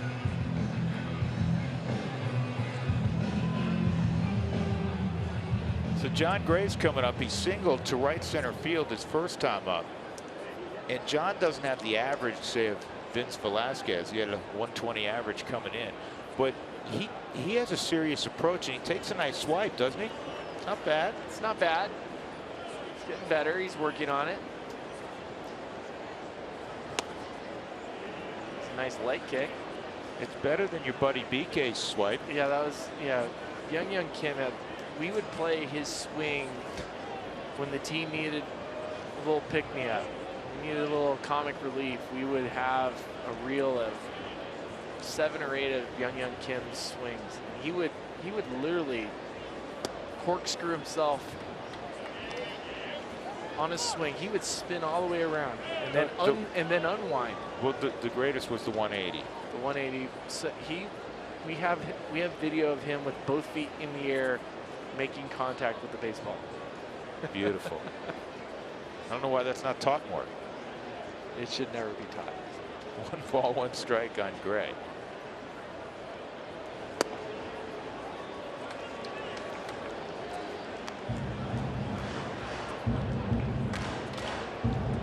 So you remember this one where BK swings and he picks both feet up and he lands and he was like this. His back was completely. I'm going to around. get Brian. I know Brian Jones listens to us, and we talk too much about me hitting homers. But we can get a Young Kim highlight video from Brian Jones so we can share it and you can see what we're talking about. The best part about BK was if he got a baseball he didn't like, he would throw the ball out into the dugout. So we're watching a game and a ball would come flying in the dugout. Where's that ball coming from? It was BK throwing it into the dugout, and he always threw it back as a knuckleball. Did he? 3-1. And Gray takes a big swing, 3-2.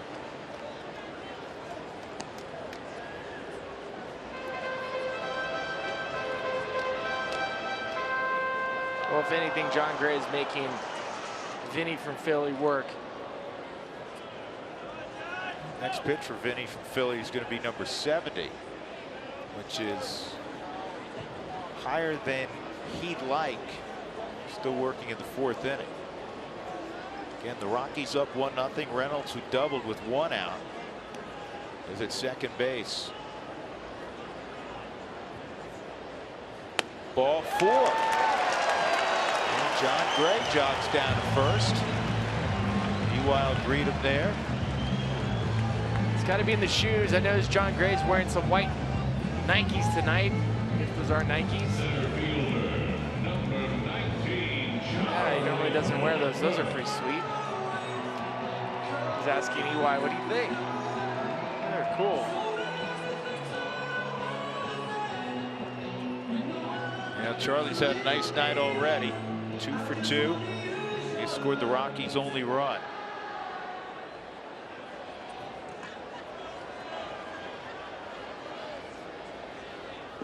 Outfield straight up, infield straight up.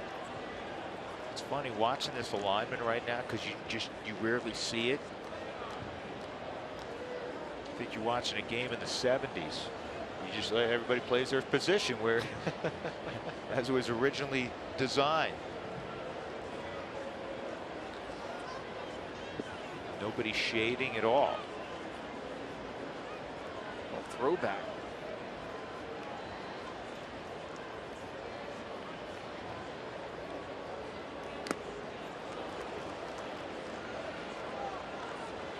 As I said, Brian Jones was listening to us. He sent me the link. We will work on get this link to you so we can watch some BK video later on in our broadcast. Can't wait.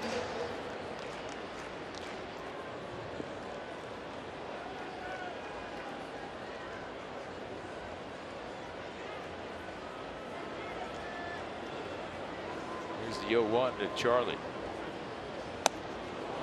Boy, the last 2 swings have been un-Blackman-like swings, almost like he's not picking the ball up.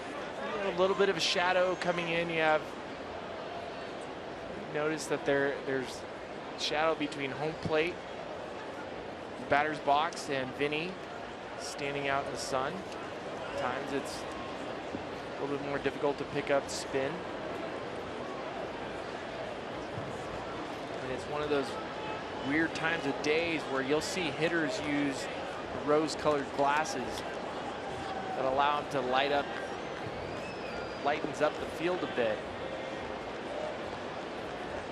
You can pick up the ball a little bit better.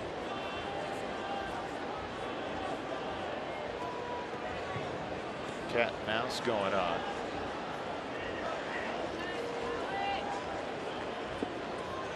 There's only one player in baseball that has more RBIs than Charlie Blackman out of the leadoff spot. That's Matt Carpenter, 51.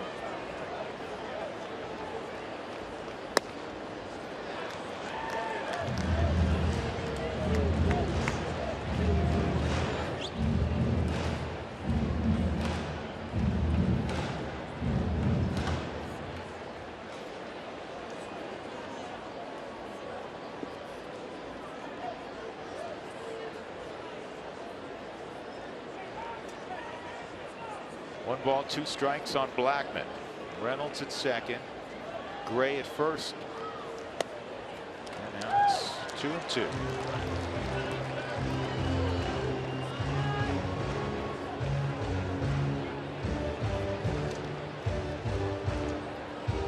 The home road splits for Vinny Velasquez. At home, he has a 1.54 ERA, opponent batting average 179. On the road, he struggled, 5.02 ERA and a 297 batting average.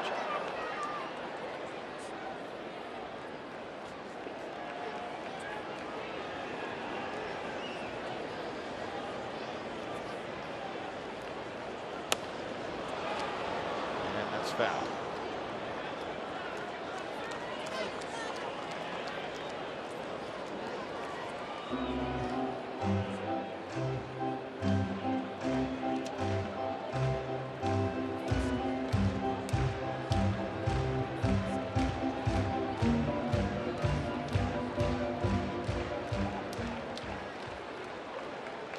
There's those shoes you were talking about. Yeah, those are sweet. Under Armour.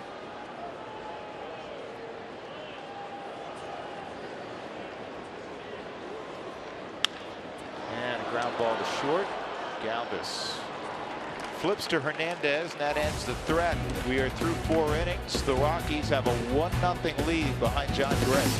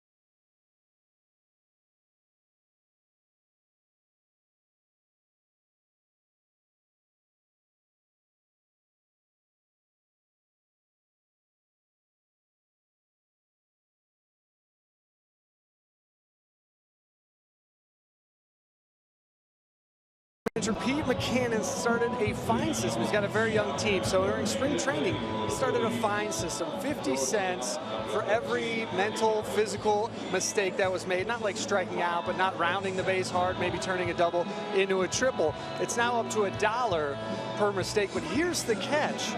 Everybody has to pay the fine. So if the third baseman commits the mistake, everybody has to pay the fine. It's a way to be accountable and policing. He's got a young team, and discipline's a big deal to him. So he's a stickler for the details, and this is a way that he could keep the details on him. Now, first base coach Mickey Morandini keeps track of all this. He's been collecting all the money, but he's not immune to the fines either. He forgot his helmet one time when he came out to first base, and so he got fined, thus the whole team got fined. So Ryan, Drew, it's an interesting way of disciplining these young guys and holding everybody accountable. Yeah, well, Brad, and it's interesting because when they went through that swoon in June, when they went 6-26, naturally the fines really added up. DJ's got this one. And one day, Pete Mackanin showed up, and he was driving a Tesla. So, Second baseman, number 16. Gets a $100,000 car because his team was doing so bad in the month of May the and fines. 50 cents here, 50 cents there, $1. So this worked out great for me. Nobody realized what they were contributing to at the time. 1 out, Cesar Hernandez lined to left field his first time, and he takes a strike.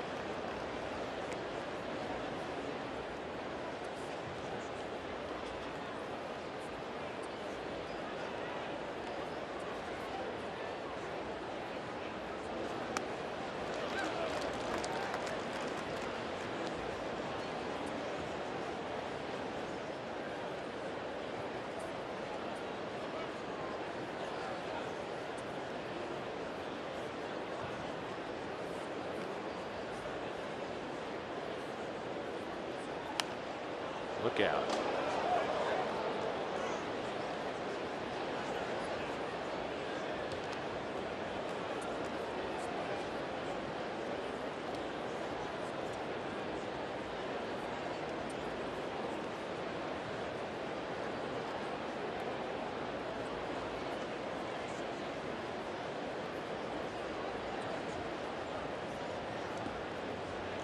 I love the idea of a fine system when the entire team buys into it. And whether Buchanan was able to get a Tesla because of the fine system or not, it instills, because it proves that nobody is bigger than the team. And that everybody's on board together. And the part that at first, you know, it's like, oh, everybody's always all in, right? You start something new, it's all in. Then there becomes times where, and I've seen it happen, we used to do Kangaroo Court, similar type system, but Kangaroo Court is a fine system. Kind of call out your teammates for silly things they do on the field. And it's always it's a tough line because it's a grind. This is a tough game. And when you're picking on it, and sometimes it's the same guy that keeps making mistakes, that it starts to feel personal. And so that's always going to be the trick for Pete, is making sure his system, it's a great slider down and in, making sure that system doesn't get to the point where it becomes personal, where it's an attack on the guy, because it can't feel like that. 6 strikeouts for Jon Gray now. Well, our thoughts, deep thoughts and prayers naturally with the folks affected in Dallas. 5 slain officers, flags of half staff around the country, and the Rockies had a moment of silence before the ball game. 1-2-3 inning in the 5th for Jon Gray, just 9 pitches. It is 1-0 Colorado. LeMahieu, Arenado, Cargo when we come back.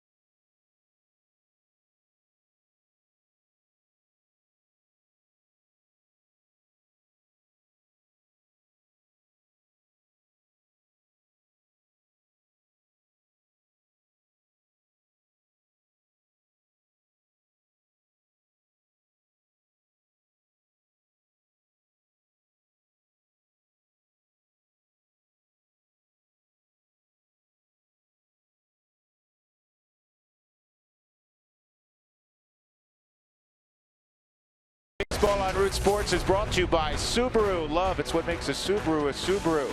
By CenturyLink, your link to what's next. And by Reserve Casino Hotel, I-70 West, exit 243 in Central City. We're 20th and Blake Street in downtown Denver.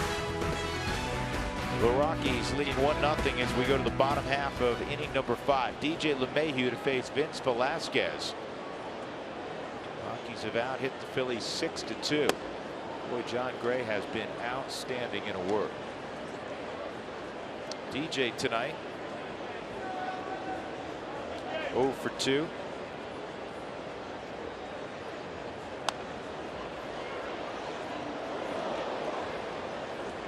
DJ since May the 12th has the highest batting average in baseball at 370. Just ahead of Jose Altuve.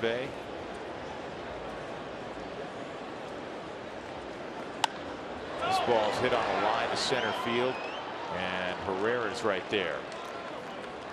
One out. That'll bring up Nolan as we check in with Mark Stout in center field. Mark. All right, Drew, it's a Fan Friday.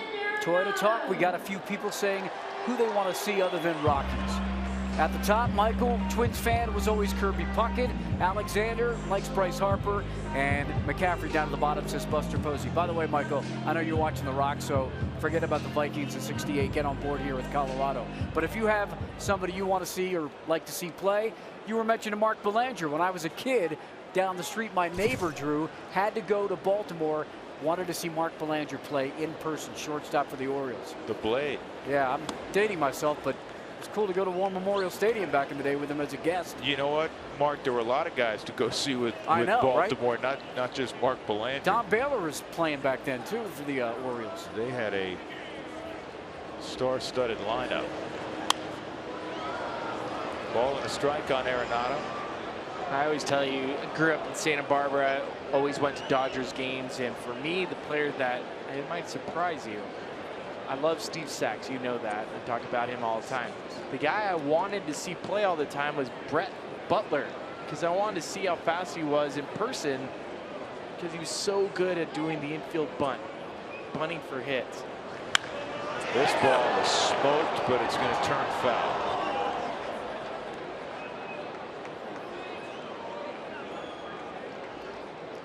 Well, Brett Butler was one of the great bunters of the last 50 years. It was amazing. He could put it in a spot where nobody could get it. It's like that guy you play in racquetball.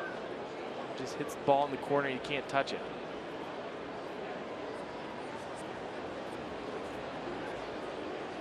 Walking a fly ball to left field for Arenado.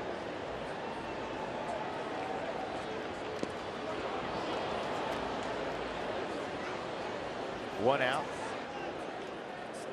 Or excuse me, 2 outs. Here's this week's CenturyLink high-speed challenge question. Want to know who reached 40 home runs faster last year? Was it Nolan or Cargo? Go to @RootSports_RM to vote. We'll tell you this much if you don't remember. Arenado tied Bryce Harper for the league lead with 42 home runs. Cargo was next with 40. Hardest part about this game, you have an at-bat you're not happy with. You got to sit, stew on it for 25, 30, 35 minutes till you come up again.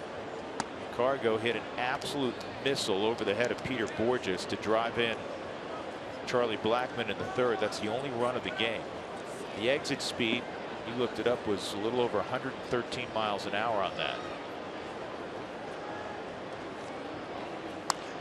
This is slowly hit to short. Galvis on the move, not going to get him. An infield hit. It's not even close how much better Cargo has run all year. I mean, you're talking about you're 86 games in. All year, how much better he's run than even a year ago. Yeah, he's getting out of the box great. And this is a great attempt by Galvis to even make this play close. Watch as Cargo gets out of the box. He's at full speed, 2 strides into it. That was not a hit for him early last season. Galvis wearing that number 13. 13 and paying homage to the great Omar Vizquel, another fellow Venezuelan player. Now, you wouldn't think Cargo would be leading the league in infield hits, but he's had a lot of his base hits to the left side against the shift. So here's Story. Trevor just missed clicking one in his last at bat. Hit one to deep left center. Flag down out there by Cody Ashe. 0 for 2 for Story. He hit 2 long home runs last night. One up on the concourse, one to extreme left center. They went 447 feet. This ball to deep left center field, and nobody's going to catch this one. Cargo is going to get a green light around third. And he is going to score easily. Now how big was that infield hit? Trevor Story makes it 2-0.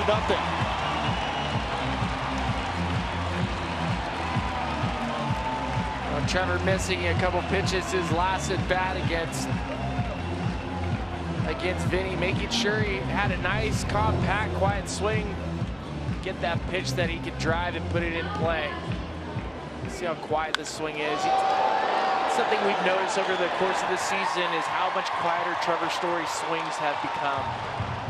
His strikeout rate has dropped every single month that he's been in the major leagues, and you can see Cargo picking up Stu Cole nice and early, and Stu Cole making sure he's in the spot where Cargo can see him and understand, hey, he'll be able to score pretty easy.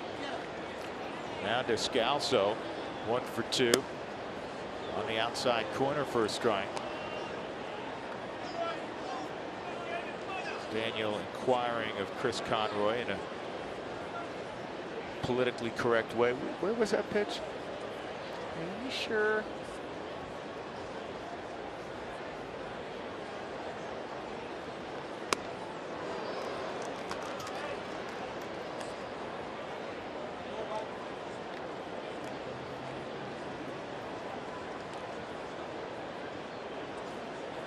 Talk about Trevor Story, the strikeout percentage is dipping down. It was 35% in April, 32% in May, 27% in June. Velasquez strikes out Descalso, but the Rockies do some 2-out damage. Trevor Story with a double to drive in Cargo, and it's 2-0 as we go to the 6th.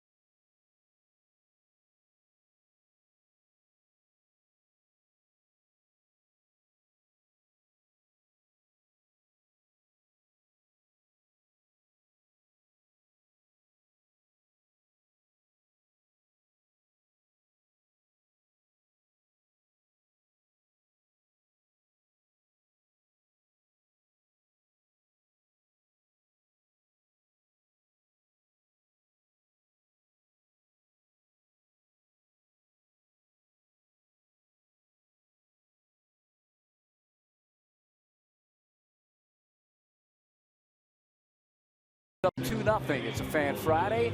Toyota Talk at Root Sports _RM asked about what players other than Rockies you'd like to see play. Christina says Miguel Cabrera. Sadly, the Tigers have only come here once in 5 years. Miggy's a great guy to watch play. Ken Griffey Jr., of course, going to the Hall of Fame, and Derek Jeter, no doubt for John. Those are all great players to go see. If you've got one on your mind, hit us up at Root Sports _RM. I think people enjoy watching Trevor Story play, too. Back to Larry Bowa, guys. He told me, boy, does he have a quick bat. We saw it on that hit. He is something special. 21 home runs, and now at that last RBI, 56 driven in. So the Rockies up 2-0. John Gray has been in complete control. He's got the top of the order here in the 6th inning. Odubel Herrera, Peter Borges, and Cody Ashe, and the first pitch is in there for a strike. Just looked up on the board, Spilly. 66 pitches in. Look at the.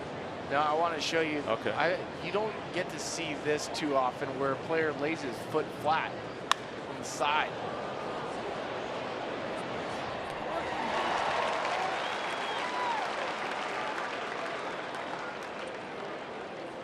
It's a nice play by Descalso. Looks pretty comfortable out there. He's had a couple of tough chances, but it's now 67 pitches in. He's only thrown 18 pitches out of the strike zone. 14 out of 19 first pitch strikes.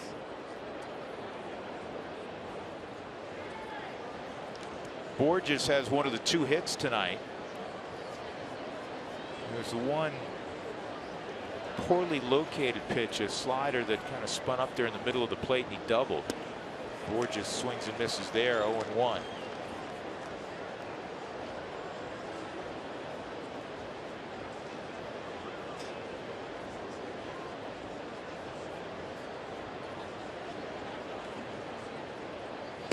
That's outside.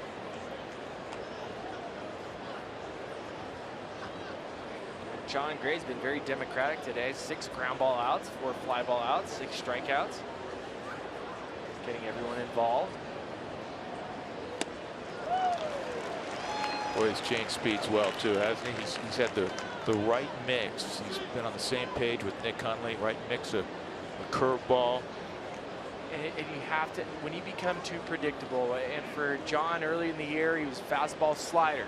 And he started, we talked about the one curveball he threw to Seager for a home run. Scrapped that one. And as hitters, if you can eliminate pitches. That's dirty. That's filthy. That's a 91-mile-an-hour slider that started in the middle of the plate, and by the time it was done, it was off the plate. Strikeout number 7. That's as well located of a slider as you could possibly put. Unhittable. It's a Hall of Fame pitch. The day after every Rockies win, get 50% off your online order at Papa John's. Use the promo code ROCKSWIN at papajohns.com. Ashe, a comebacker and a strikeout. 1-0. Just 72 pitches in with 2 outs in the 6th inning. The average amount of pitches per inning is right about 17.1. So if you're at 15, you're doing great. That would be 90 pitches through 6 innings. John's working on a little more than a dozen per 6 innings. Hope he can get Ashe here in the next pitch or two.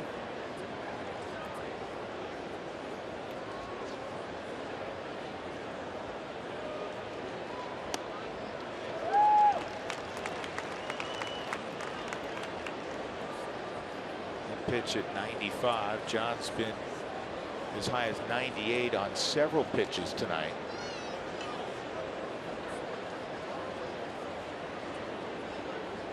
And that's see you later. That was 98. Just off the plate, evidently. 33,000 or however many thousand umpires in the stadium tonight, all thinking that was a strike.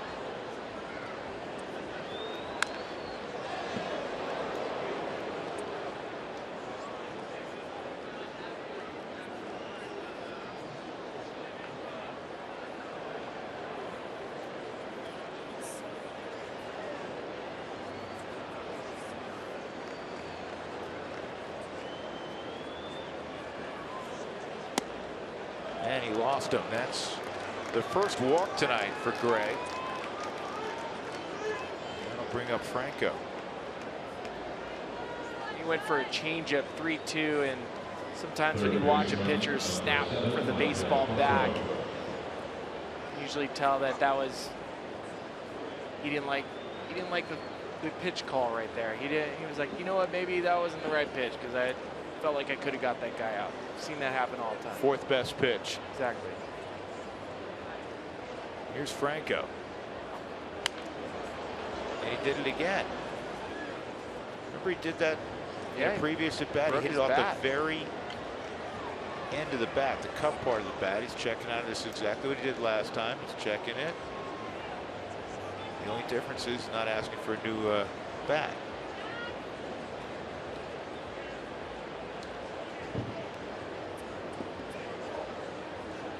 Young kid with thunder. 17 home runs for Franco. He's hit 12 of his last 13.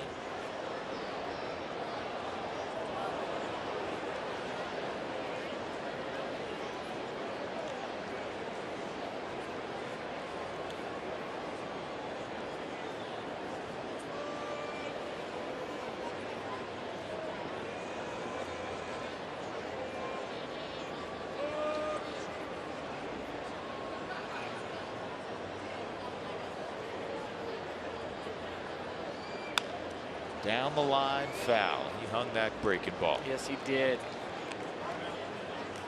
John got away with one right there. Luckily, it's no 2 count.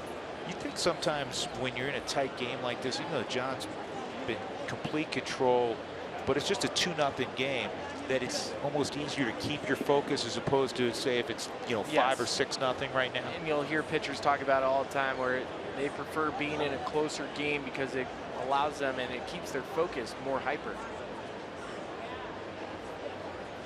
0-2.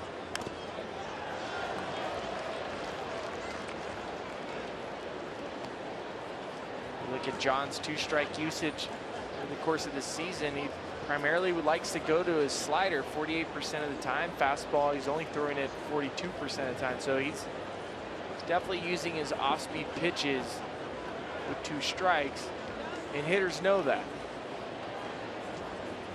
Go ahead and trust your 98.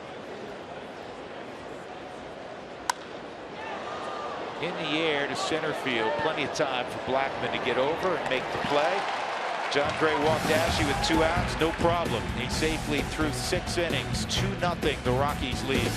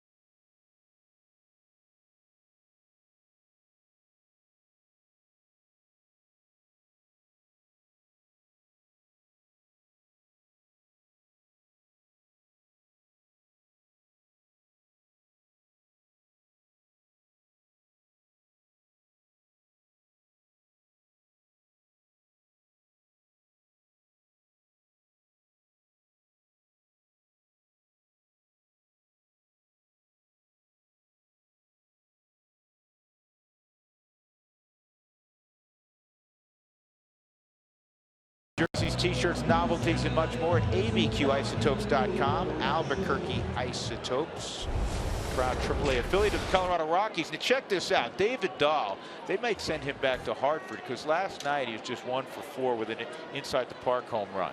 He was 10 for his first 15. What a job David Dahl's doing. And Raimel Tapia is hitting 17 straight. This ball's fouled off. So congrats to David Dahl, the 3rd member of the Rockies organization that'll play in the Futures game. Jeff Hoffman's going to be in the Futures game, and Raimel Tapia is going to be in the Futures game. So the Rockies are going to be extremely well represented in San Diego. Anthony saw the little note in the bottom. Riley Pint, this year's first rounder, 3 innings pitched. Very solid, 2 hits.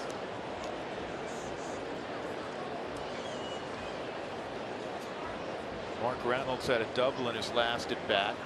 Got to climb out of an 0-2 hole right now. Reynolds, Hundley, and Gray in the bottom of the 6th.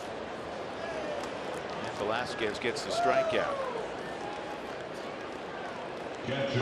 We noticed Velasquez over the last couple innings. We mentioned how the last 2 starts for Velasquez, he was throwing, sitting with his fastball primarily around 91, 92 miles an hour. Ever since the 3rd inning, Vinny has been throwing his fastball on average about 94 miles an hour. He's definitely been trying to elevate that fastball above the belt. Whenever I see a pitcher start to throw the fastball like that, it just shows me that his secondary pitches, he doesn't feel as comfortable tonight with them. Nick Hundley pops this one up shallow right field, and it'll be Borges coming on. Pitcher number 55, John Gray. Tomorrow is Military Appreciation Day at Coors Field, and the first 10,000 fans through the gates will receive a water bottle courtesy of Jeep. It's a good looking Sunday. water bottle.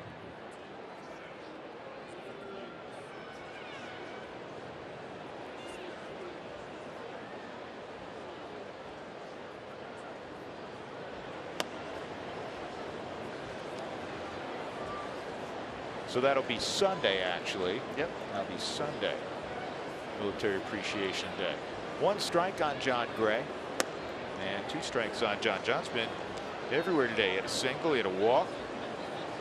He's thrown a 2-hitter so far.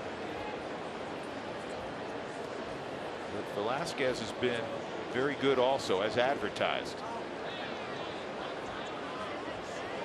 Look at that trade.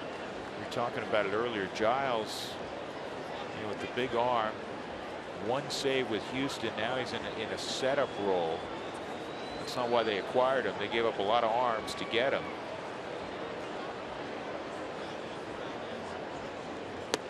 One of the other guys that came in the trade was, the guy we saw last night, the left-hander Oberholzer. It was a very serviceable piece. 2-0 Colorado.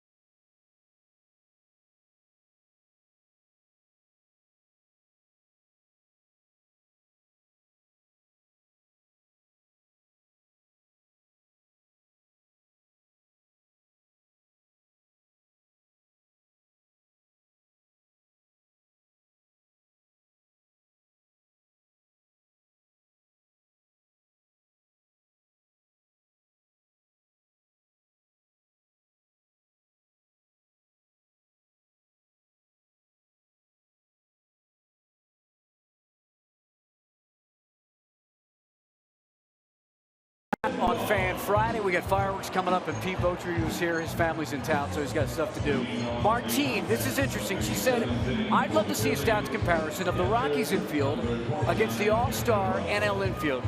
Disappointed Trevor's not in, which is the Cubs, if you know what you're talking about, because Rizzo, Zobrist, Russell, and Bryant are in there. So there's the infield comparison of the Rockies with the all-star infield, and it compares, to me, pretty equally.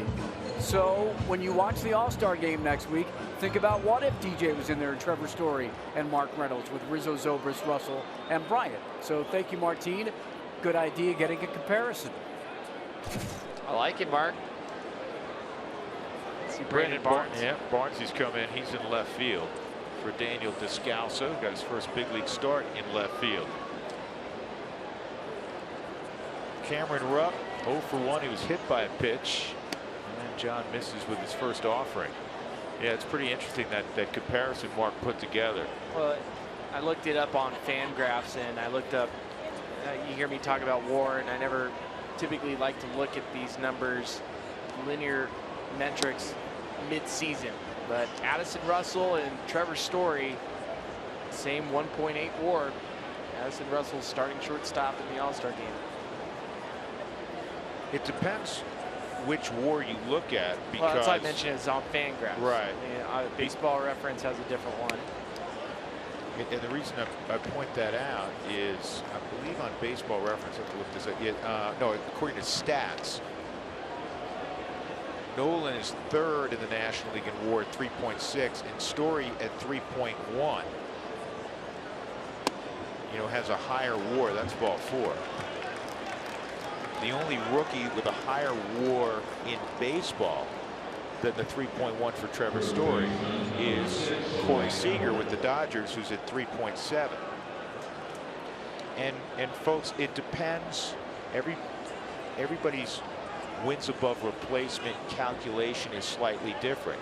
It's what is weighted more based on your personal feeling on a given statistic. In other words, on base percentage may have a greater weight for one group's WAR than another group's WAR, just using that particular stat as an example. Ryan Howard fouls that pitch off. Nick Hundley's quickly running out to John Gray after walking Cameron Rupp, and that pitch right there elevated. You might be reminding John.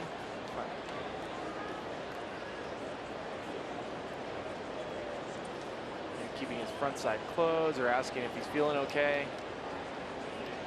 Got 2 walks in the last 3 hitters. There's Jake McGee.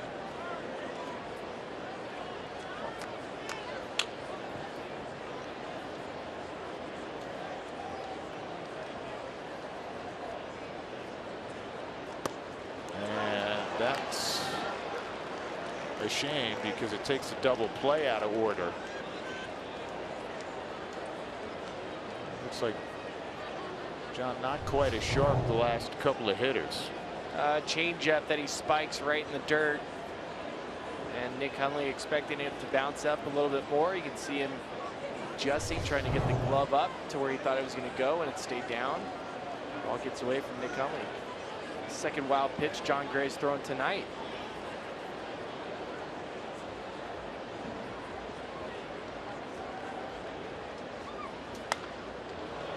Howard pops it up. Nolan's going to give it a look. Come back. Did he catch that? He did. Oh, he got leather on that.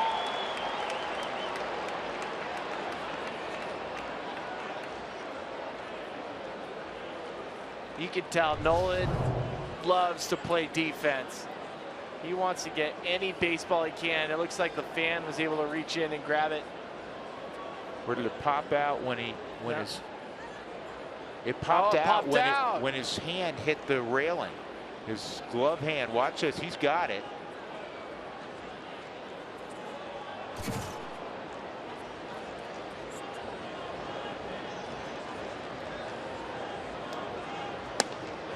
Blew it by him at 97.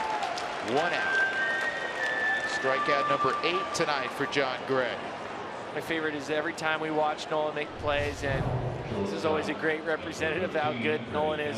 Other people have gloves at the game too. Can't put the glove on it like Nolan can, and you can see right when he hits that sidewall, the cement of it knocks out the ball. I have to say this, because we've been watching it for 4 years now. I've never seen a fielder any better going over the tarp than Nolan Arenado. It's a hot take. He's still mad about it. Freddie Galvis.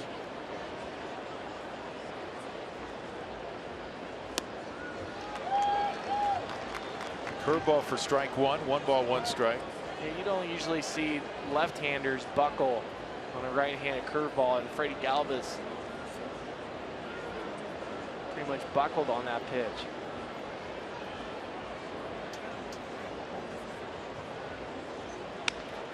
This is looped to shallow right. It's going to drop. First and third with 1 out. It's just the 3rd hit allowed by Gray. We got Cesar Hernandez hitting in the 8th spot in the lineup. He You can see John Gray beats him with the pitch. He's not able to get the barrel, but because the location it's a little bit up, Hernandez or Galvis is able to throw that into right field. Hernandez a line shot to left and a strikeout. 94 pitches for Gray. Walt coming out. Sometimes we see Walt walk out like this. He's going to talk to John.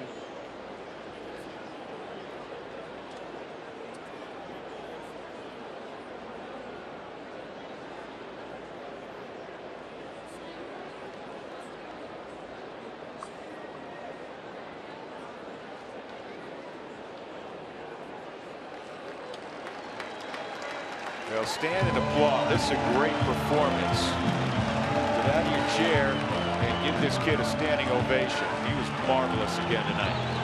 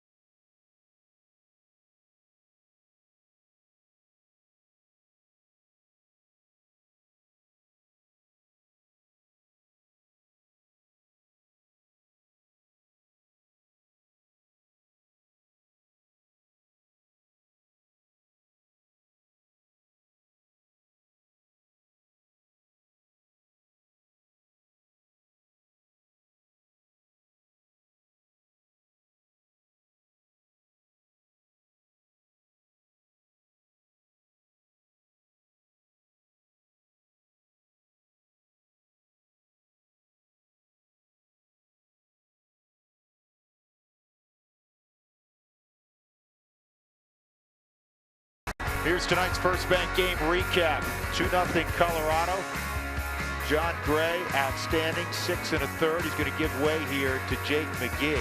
Cargo and RBI, Story and RBI, both on doubles. Right now, Philadelphia has runners at first and third, 1 out, a walk and a single. Cesar Hernandez will move over to the right side, switch hitter to face McGee. Tommy Joseph is on deck to hit for Velasquez. McGee last through July the 5th in San Francisco, 1 inning, 2 strikeouts. He's going to use fastball, curveball. He's been using that quite a bit now. But this is a different deal for McGee because he was closing games, and then the other day when he came in, coming off the DL, he came in the 7th inning, clean slate. He's inheriting traffic right now, which, again, these guys pitched a long time in Tampa, so it's not the first time he's had to come into a ball game where there's guys out there. But it's the first time that I can recall this year. One of the few times this year, shall we say. And Hernandez may try a drag bunt at some point. Ground ball toward the hole. It's got eyes, base hit. And now it's 2-1. And that is the first inherited runner that Jake McGee has allowed this season. Hernandez wasting no time, jumping on a first pitch fastball. You see on the Subaru Supermo, getting on top of the pitch. And because Trevor Story's in double play depth, the ball is able to sneak through that 5.5 hole on the left side of the infield. Here's a kid who's been playing a lot of first base, Tommy Joseph.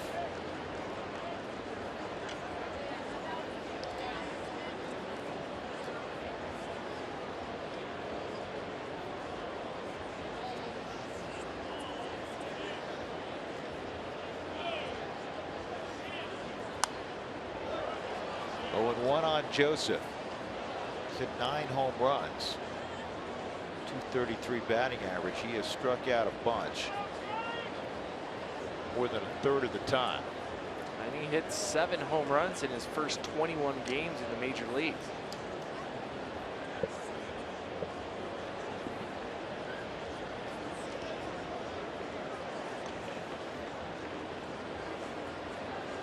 Galvis runs really well. He's the tying run at second. Hernandez runs well. He's at first.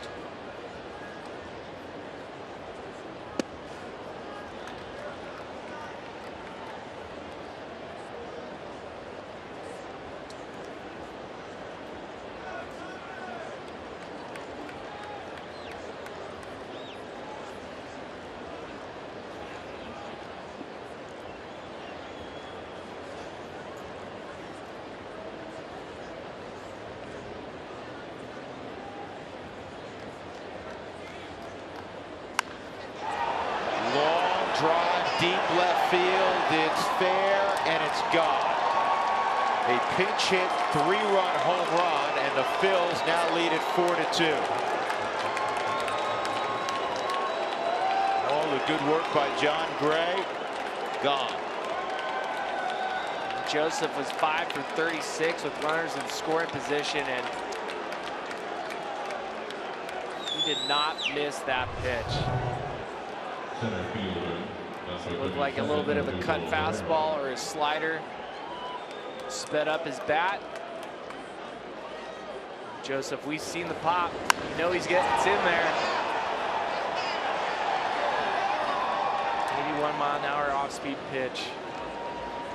Got hit a long way.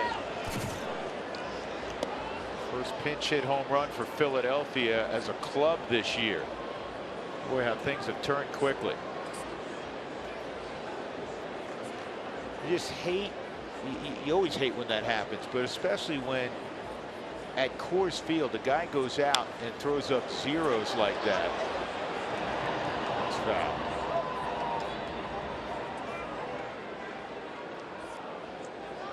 This feels doubly painful to waste such a strong outing.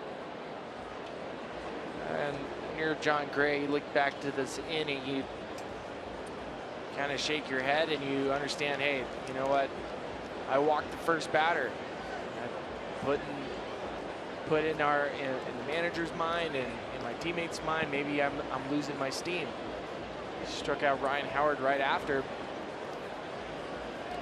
But when you get 2 walks and you're 3 straight in between 3 batters, I mean, that usually will raise eyebrows. 1-2. So Gray's line 6 1/3, 2 runs, 3 hits. That's it. A couple of walks, 8 strikeouts. He had a wild pitch. He'll get a no decision.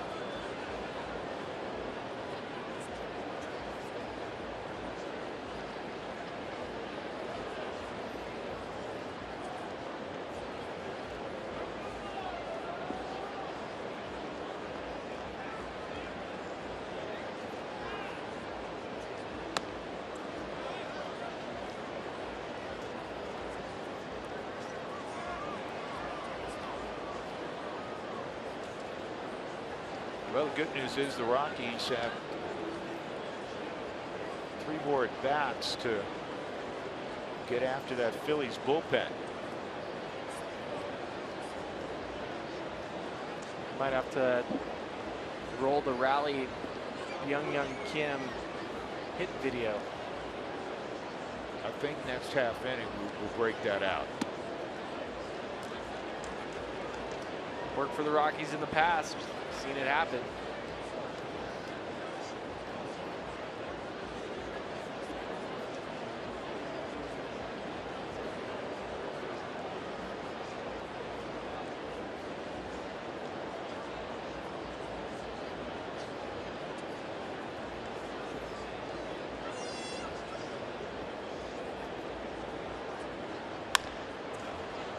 Two hops to Story. Herrera is the second out of the inning.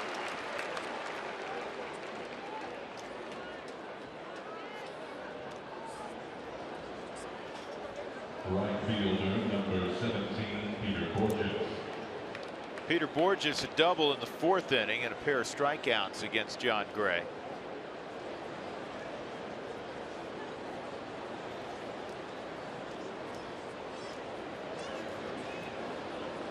Borges went to high school in Arizona, drafted out of high school. And on one hop to Nolan. Rockies with work to do offensively. They began the inning leading 2-0. They give up a 4 spot.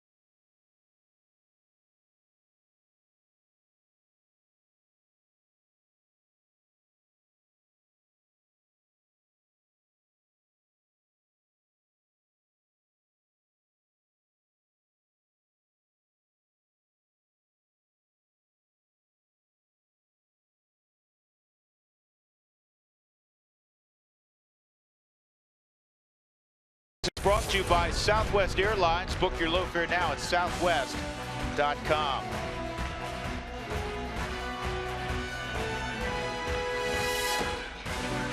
Rockies had a 2-0 lead. That's gone. It's now 4-2 after the 3-run pinch hit home run by Tommy Joseph off Jake McGee. Vince Velasquez went from having the hook to being on the plus side. As you look at the activities across the way. At Elitch's, Andrew Bailey's going to take over. He's got a low whip, 1.05, and he strikes out better than a hitter per inning pitch. Good stuff. League average is 204. The Rockies at the top of the order. Now trailing 4-2 in the 7th. Andrew Bailey was activated after Adam Morgan was optioned back down last night. Had a hamstring injury. Still has a good fastball, can run it all the way up to 96 miles an hour. Little curveball, a cut fastball that he likes to throw. And a slider off of that. It's a better time of evening, as you well know, Spilly, to hit right now. Yeah, you can see the baseball great. It'll look white. Pick up the seams pretty well, which is the most important for hitters, is being able to pick up the spin.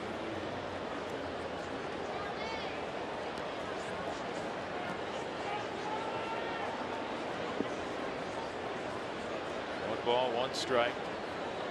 Veteran right-hander Andrew Bailey. Bailey's from a Philadelphia suburb. He's come home to pitch. The A's before and the Red Sox. The Yankees last year.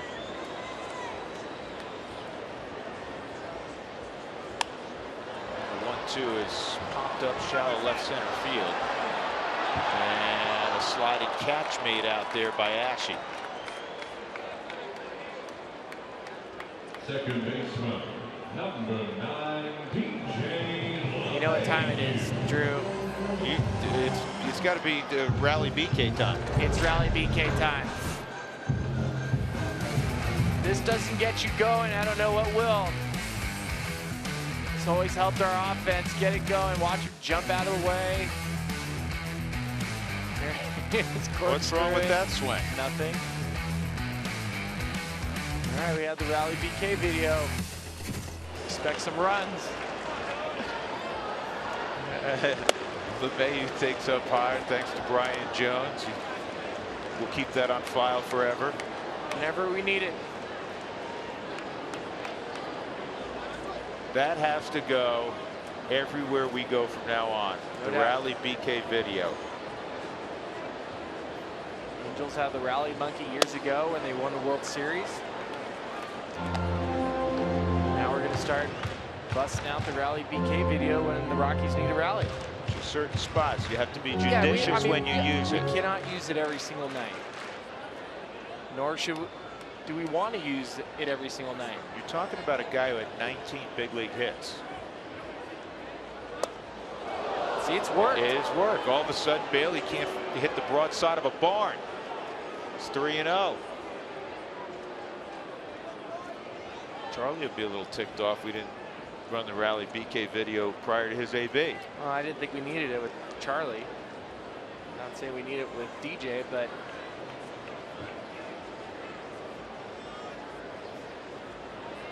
let's see how it plays out.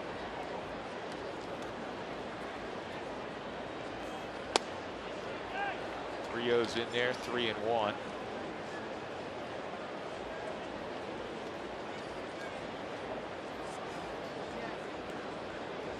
Gonzalez, Germain, Boone, Logan.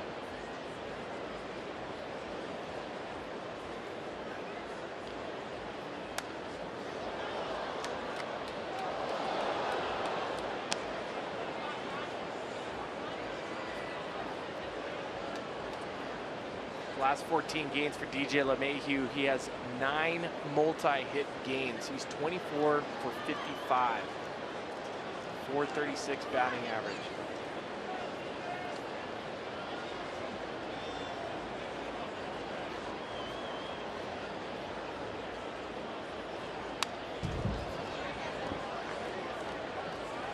Good swing.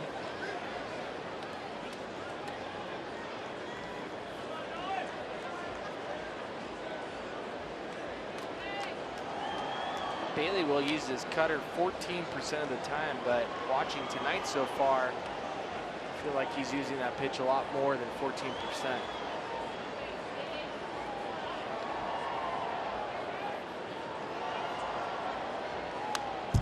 And another foul ball on a 3-2.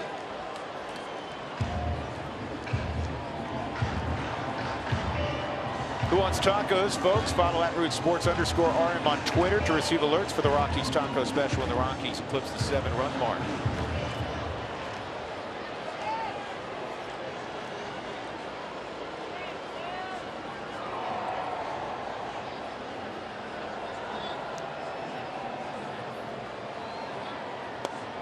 There you Ball go. 4. Working.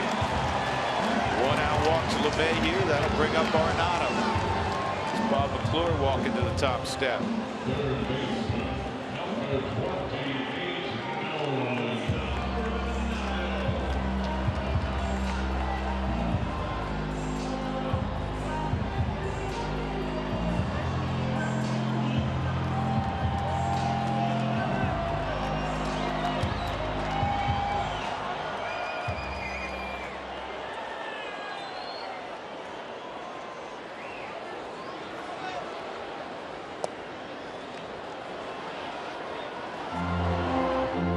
Strike 1.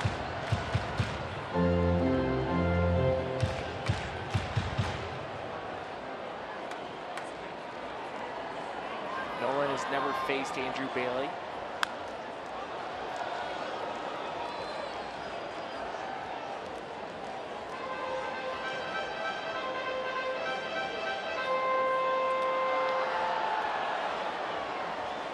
Two-strike count on Nolan. Carr goes on deck. Rockies down 4-2 as they hit in the 7th inning.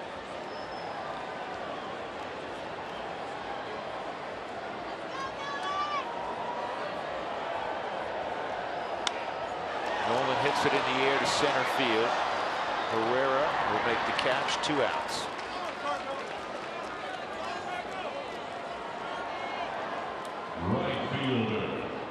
Number 5. Cargo tonight, 2 for 3, an RBI double and an infield single. Talking about that double he hit earlier in the game and came off the bat at more than 113 miles an hour. There's 2 guys whose names, when you look at the top, the 25 hardest hit balls in baseball this year, exit velocity, there are 2 names that dominate. Number 1 is Giancarlo Stanton, and number 2 is Cargo. He's all over that list. He also has the lowest launch angle home run in baseball this year at 14.2%. That's a launch angle. That was the ball he hit out against Greinke opening day. Low line drive that he hit over the pool at Chase Field. That ball he hit was ridiculous. All right, you're sitting in the booth with you guys, with you and Huey. And I go, I've never seen a ball hit. It looked like a low iron. 0-2. I remember either you remarked or Huey remarked that Gene Segura could have jumped and maybe had a play, and he was playing second base.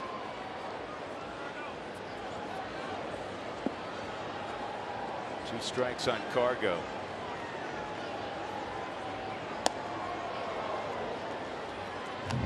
Cutter in, 1-2.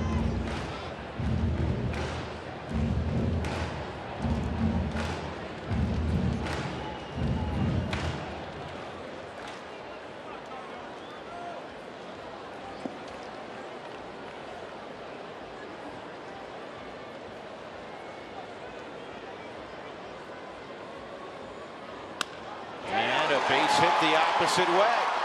DJ will stop at second. Cargo behind in the count. Lines a single to left. His third hit of the night. And now Story comes to the plate. Greater coverage of baseball brought to you by T-Mobile.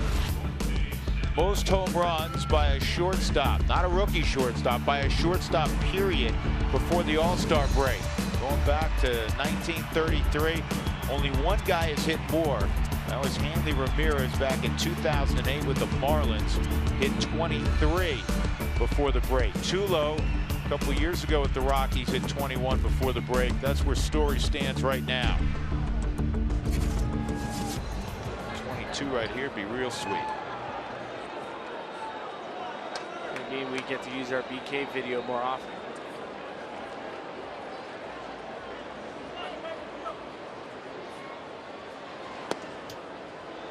Story looks at strike one. Here's his fifth inning double that made it 2-0 with 2 outs. Irvin Cargo, who had singled.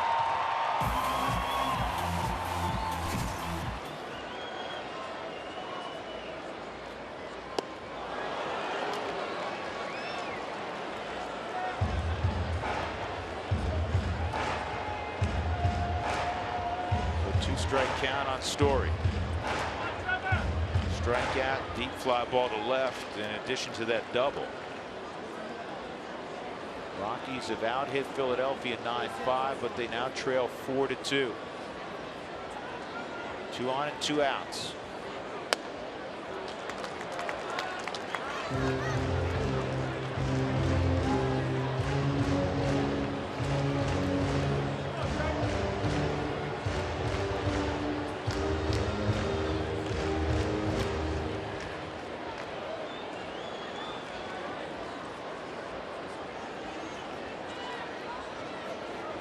Good mix of sequences so far by Andrew Bailey. Curveball, curveball, fastball up.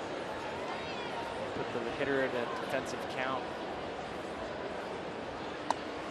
Stayed off that, and he gets even. 2-2. That may have been a strike. You look at the Subaru strike zone.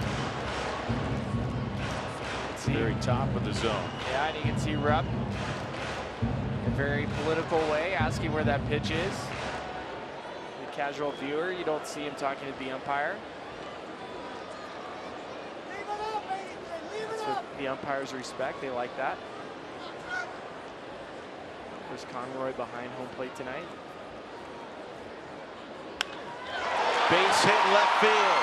Around third, here comes DJ. He'll score standing up. Make it 4-3. Story with his 57th RBI. Great at bat by Trevor Story, laying off a pitch. Already in the hole, 0-2. He gets one more pitch from Andrew Bailey after maybe missing strike 3. Goes to the well one more time, and that pitch misses way too much part of the plate. Trevor Story, that quiet approach. We talked about how that strikeout rate has slowly crept down every month. It also means we get to watch BK's video. Rally BK time. Well, it was a test run for the Rally BK video, and it's working. Rockies within a run. Pitching change with Brandon Barnes coming up. Of course it would work. Direct your attention to Rockies Vision for tonight's edition of the 24-hour fitness once again. Show us your muscle.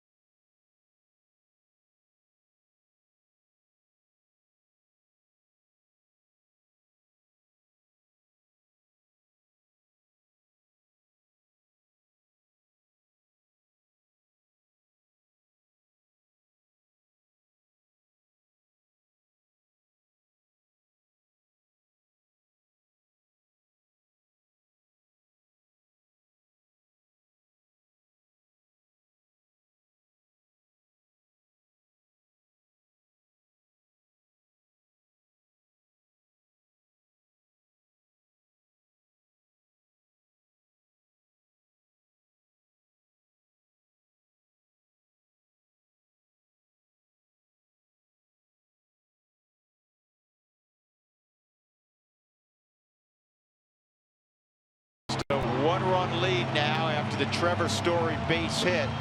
That chased Andrew Bailey. Hector Neris, who's been outstanding this year, is on the pitch. And the Rockies will have Brandon Barnes. Tying run at second in Cargo. The go-ahead run at first in Trevor Story. Neris leading the National League in appearances as a relief pitcher. Will pitch primarily off a split finger. Throw that split finger 51% of the time, and we'll have a fastball off the top of that. It's amazing whenever you look at some of these relief pitchers that come in the game and talk about how the game has changed. Velocity on his fastball is still 94 miles an hour on average, and he pitches primarily with a split finger.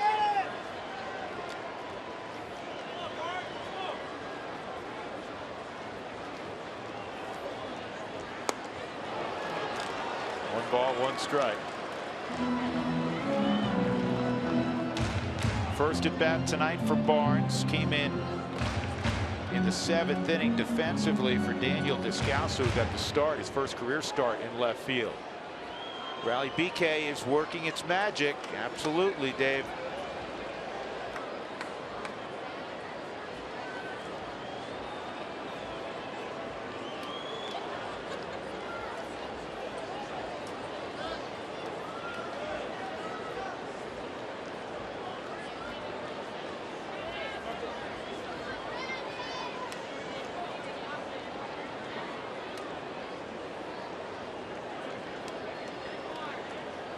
Here's the 1-1. 2-1. You notice Brandon Barnes is wearing batting gloves tonight? No, I hadn't looked until you just mentioned it. You're right. When he was red hot with no BGs, and then he cooled off a little bit. So now he's put the batting gloves back on. Fine with that. Players are not superstitious, though. Not at all. 2-1. 3-1. Mark Reynolds on deck.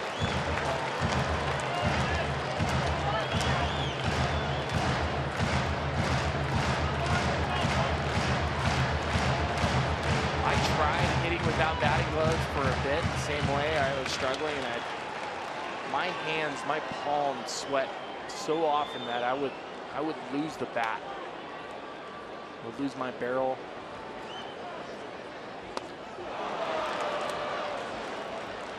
Just a 95-mile-an-hour heater, and it's 3-2. You see referees reminding all the infielders that the runners will be moving on this pitch.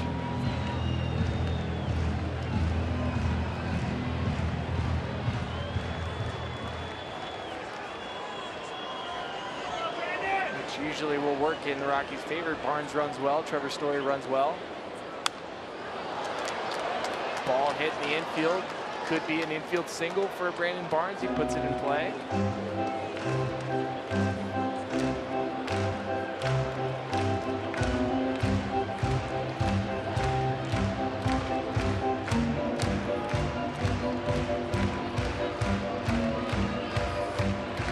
Barnes has yet to see a split finger from Neris in this at bat.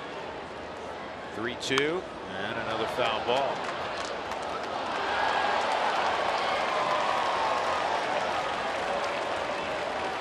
Barnes is asking Mark Reynolds for the pine tar. His bat has slipped off at his hands twice already this at bat.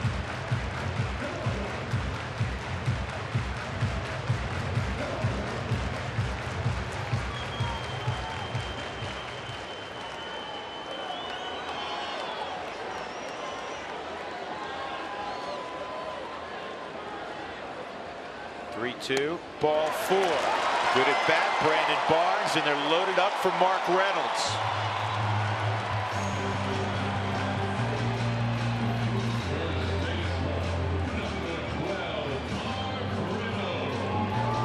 One for 3 tonight, a double in the 4th. Big night last night. Home run, a 3-run double. He drove in 4.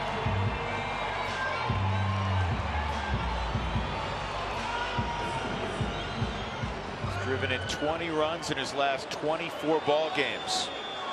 4-3 Philly. Way outside. Rupp saved that from going to the backstop. And there's the split finger, the first one we've seen so far.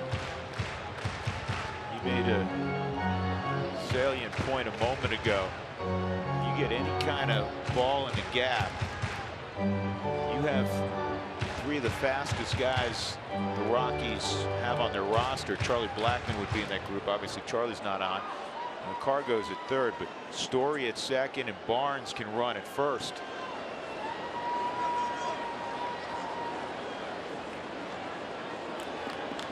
A run in the inning on the base hit by Story.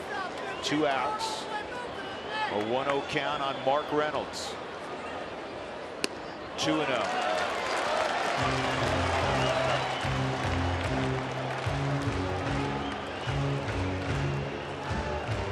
It's always a question I'm asked by people. You watch the hitter in front of you get walked. You're in a 2-0 count. Is this not a straight take situation? And my answer against relievers is typically no, not with 2 outs. 3-0, and now it will be. Now it will be. Bases loaded, 3-0. All the pressure's on Neris. You cannot let him off the hook. Sometimes you'll even hear Corey Sullivan will mention this, and because Corey was not a home run type hitter, Jamie Carroll will do the same thing. He would take 2 times in this situation. 3-0, 3-1.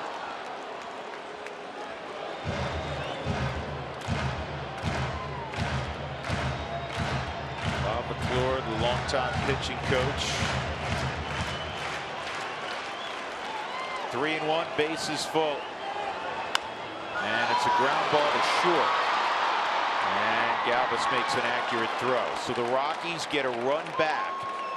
And it's a 1-run game as we go to the 8th, 4-3.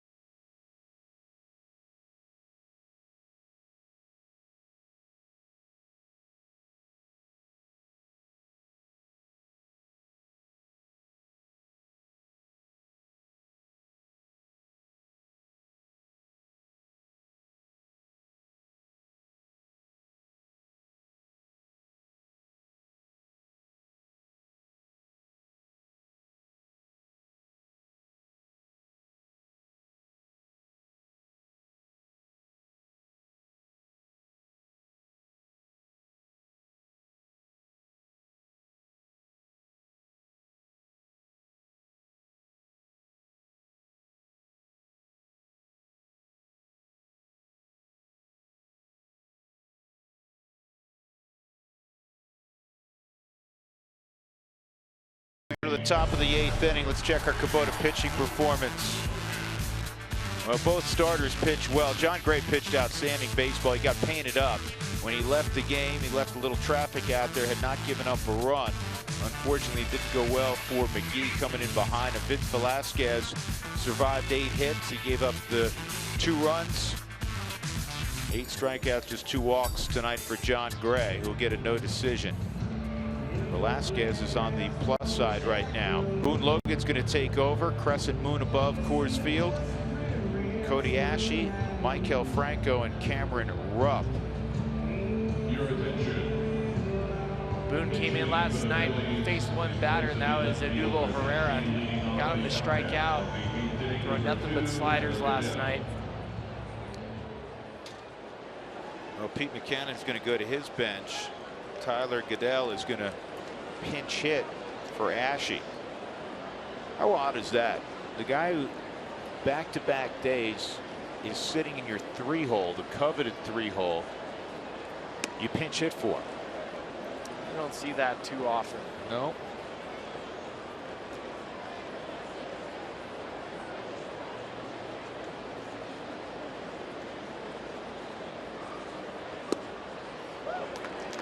Asche's a .267 hitter against left-handed pitching.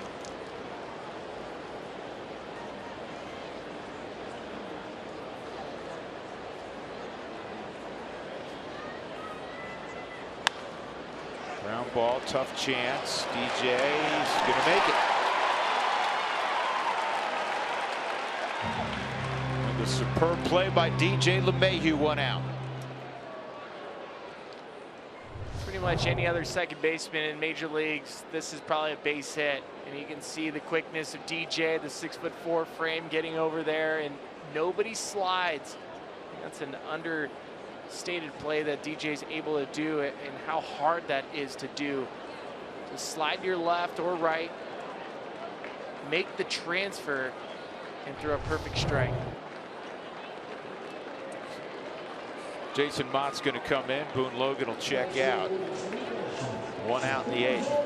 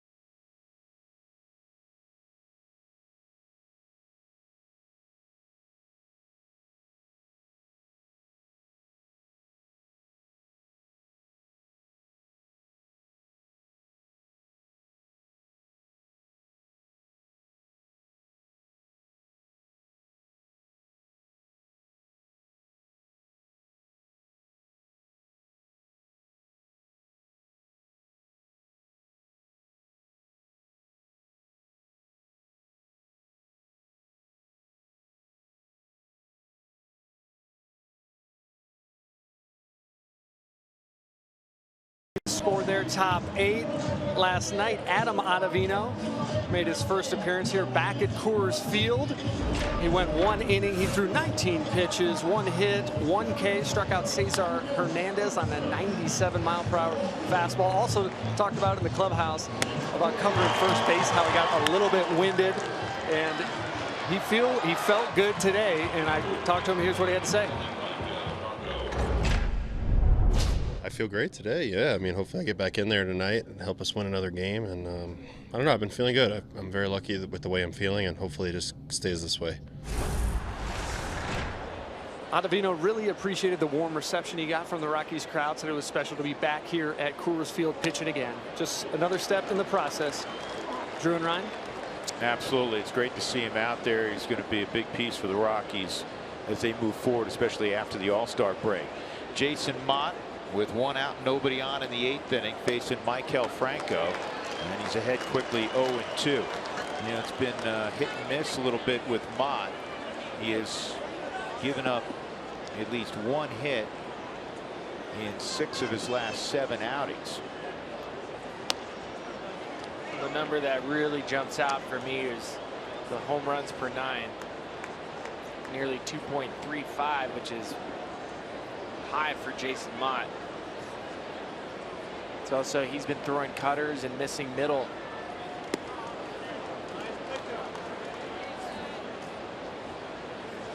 Two and two. And Mott was able to get 2 strikeouts last night. Threw his fastball very effectively.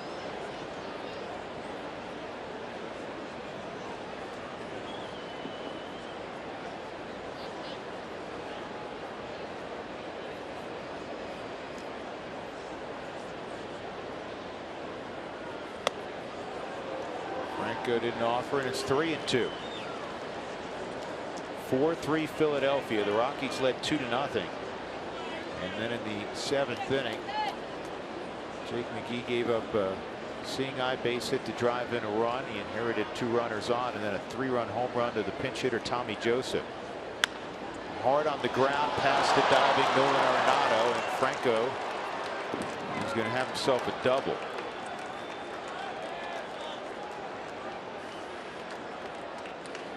Went from a defensive count to an offensive count for Franco. You'd see Nolan first step. Had a chance to get this baseball, and it's just hit just too hard, and that's a matter of inches, and he's able to make that play.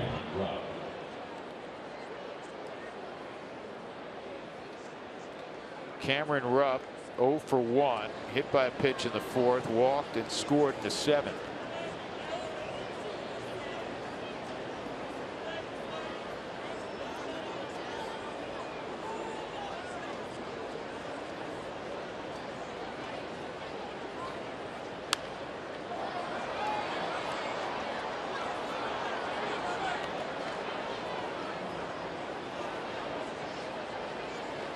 Mott, a converted catchers.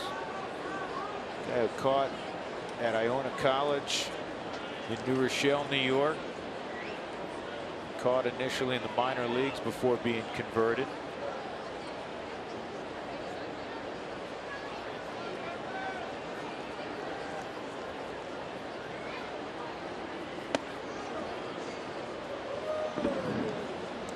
One and one.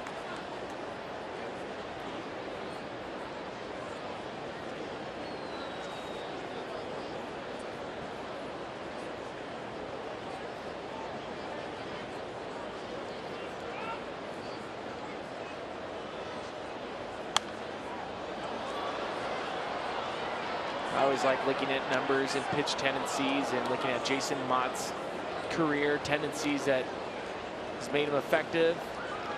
You look at just the difference between last year with the Cubs and this season with the Rockies. Last year he was using his fastball that was averaging 95 miles an hour 83% of the time. This year he's using it only 57%. And he's counting on a cutter more as his secondary pitch that he's throwing nearly 35% of the time. That's a huge change. Huge change. But to be fair, if you look at 2014, it's in line with what he did in 2014. He used the cutter in 2014 38% of the time.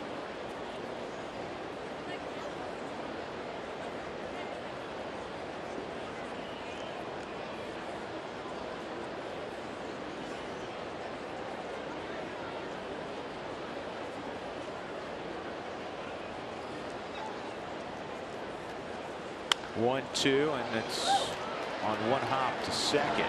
2 outs. Franco to third. Rockies dugout stores are the place for all things Rockies, and the only place you can get the Nolan Arenado Colorado bobblehead series.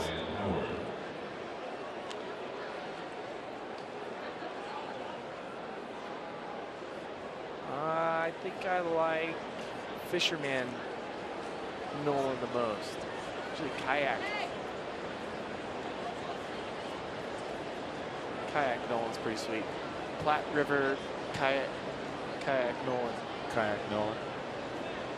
Ryan Howard. Mott trying to keep it a one-run game. Franco at third. Howard's 0 for 3, 2 strikeouts, and he's behind 0-1 as he fouls it into the upper deck. And he got ejected out of the upper deck all the way down to the field level seats.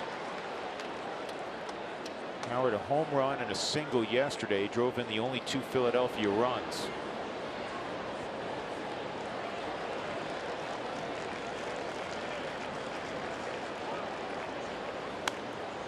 And this is fouled off, also into the upper deck.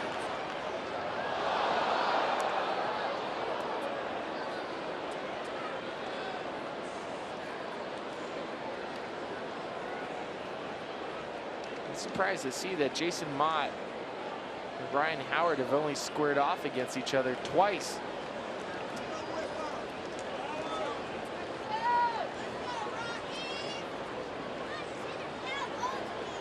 You have 4 times. I have 2. I have 1 for 4.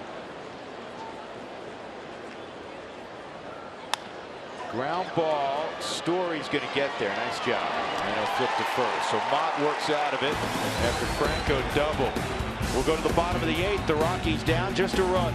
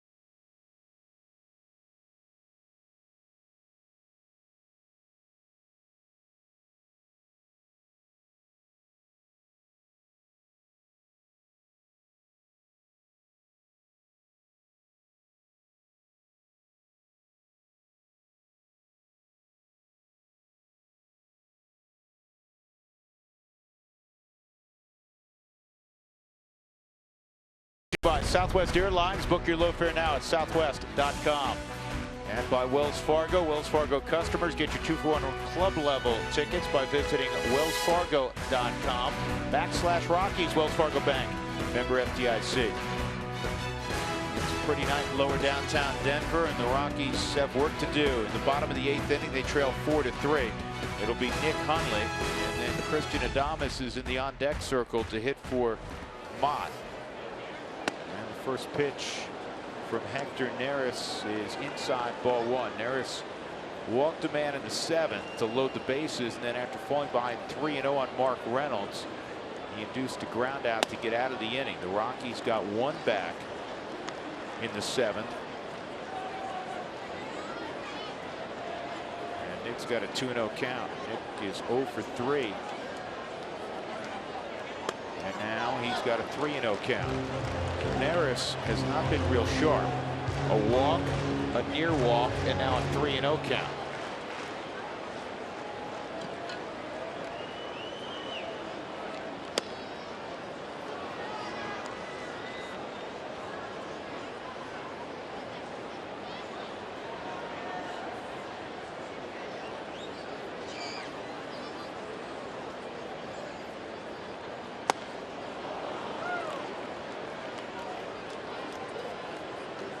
Nick nearly lost the bat there. One of the most amazing things is whenever you're taking a pitch, 3-0, the fastball looked so slow. Like you could hit that pitch a mile.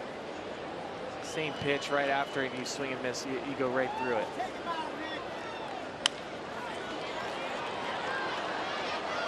Galvis throws out Hundley, one gone.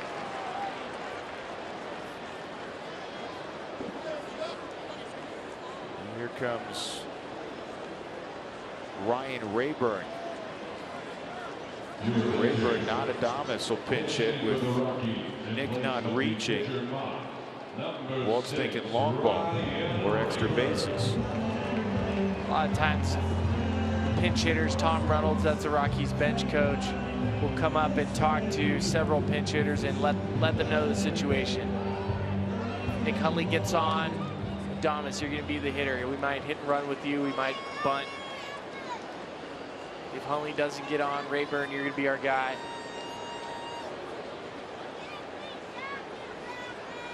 You always want your position players and your role guys to know what their role is in. That way you don't get surprised when you get asked to do something.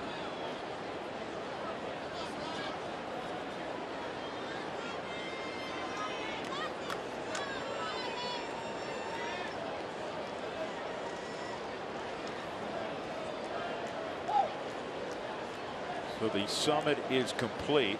Larry Bowa, the bench coach, moving his defense around.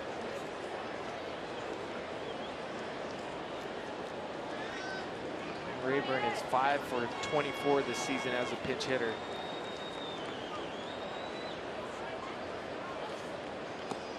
Stays off that.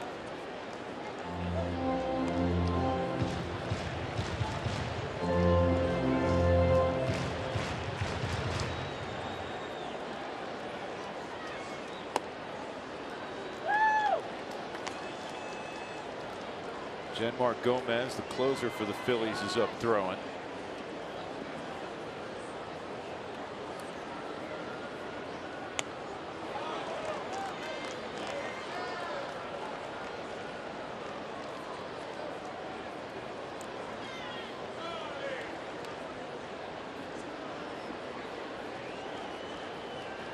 Two and one on Rayburn.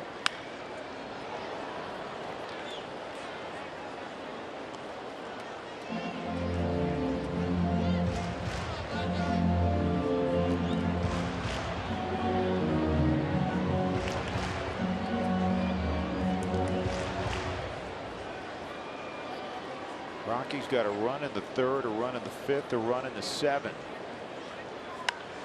And this ball's pulled foul.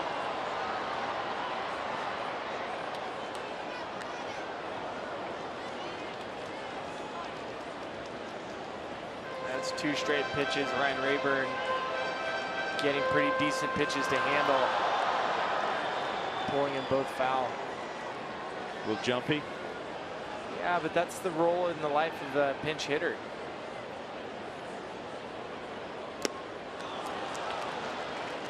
Two outs, and that'll bring up Blackmon.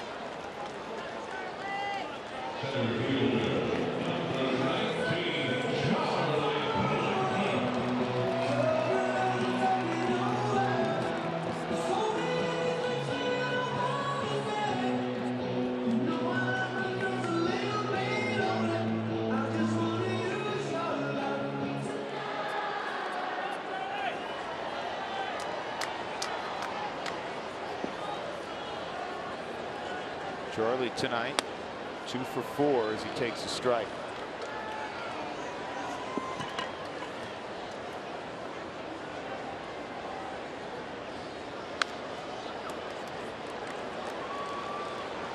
Two strikes.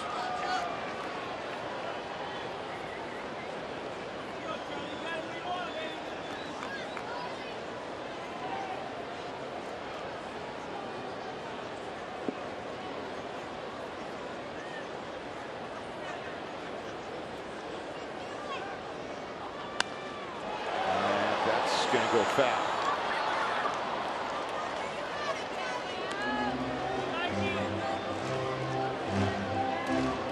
If it's stays the way it is, and it's Genmar Gomez coming in, he's done a really good job this year. 23 saves. They've played a lot of tight ball games. You tip your cap, but he's not a lights-out closer. It was not his role in previous stops in Cleveland and Pittsburgh, even last year with Philadelphia. He had one career save coming into this year. I played with Genmar Gomez in AAA in 2012. He was a starting pitcher. You know, one thing I always look at, most of your premier closers, not all, but most, are going to strike out at least a hitter an inning, and in this day and age, if not a hitter and a half an inning. New bat needed. But in the case of Gomez, it's nowhere close to that. It's a contact ninth inning guy. Really good sinker, almost in the mold, even though he's not a side armor, like a Brad Ziegler. Pitch to contact, get the ground balls, weak contact.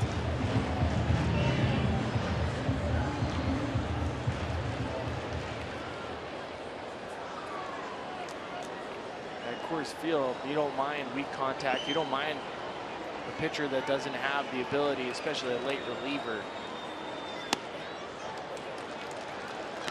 You don't mind facing guys that you know they're not going to punch you out.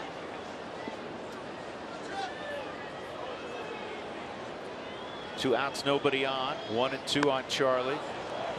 Fouls that pitch off.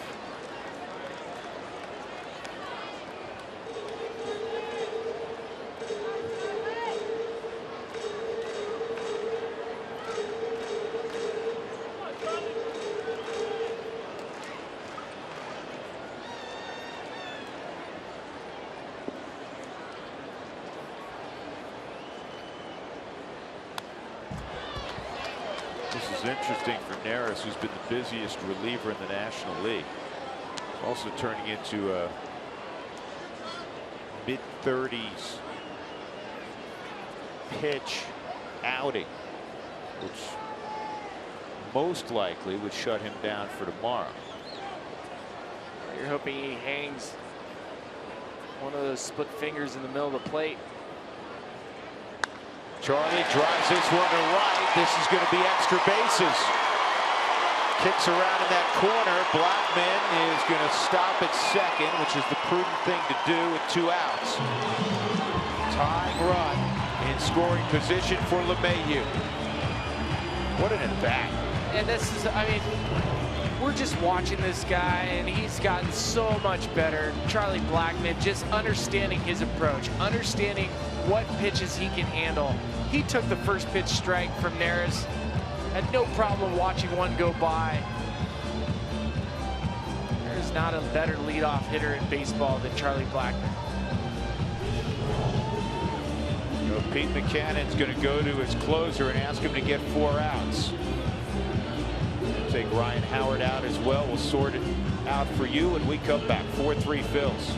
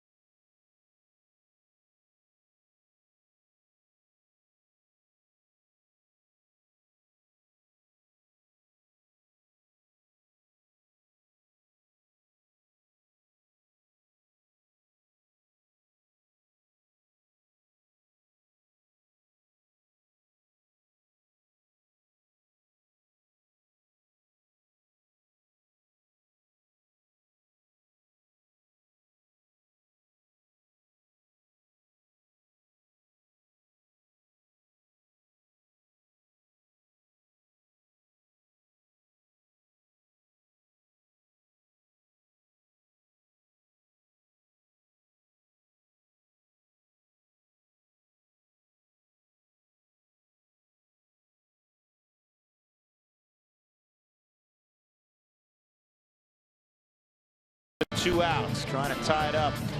Fans, be sure to watch the newest episode of the club this week. Jenny Cavnar will sit down with the legendary Vin Scully while the Rockies are taking on the Dodgers. And Daniel Descalso will host a segment from his home outside of San Francisco. All of that coming up on the next edition of the club Sunday. It's after the ball game. Andres Blanco's come in for Ryan Howard in the double switch, and Jenmar Gomez, the closer for the Phillies. He has 23 saves. He is aboard. And LeMahieu 0 for 3 and a walk. Takes a strike. You'll notice with Jenmar, former starting pitcher, has 4 pitches he can rely on. The sinker, changeup, split finger, and a slider. And look at the ground ball rate. 54% ground ball rate. And there's that sinker that we talk about.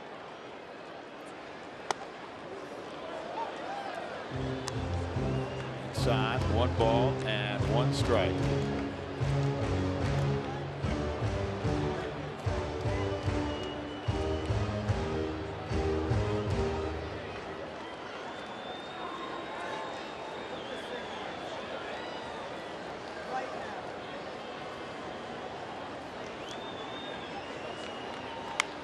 This is looped to shallow left. It could drop. Diving catch is made out there by Tyler Goodell, who just stepped in defensively. And you know what? I don't know if Ashe gets to this ball. I don't think so at all. That's a great play.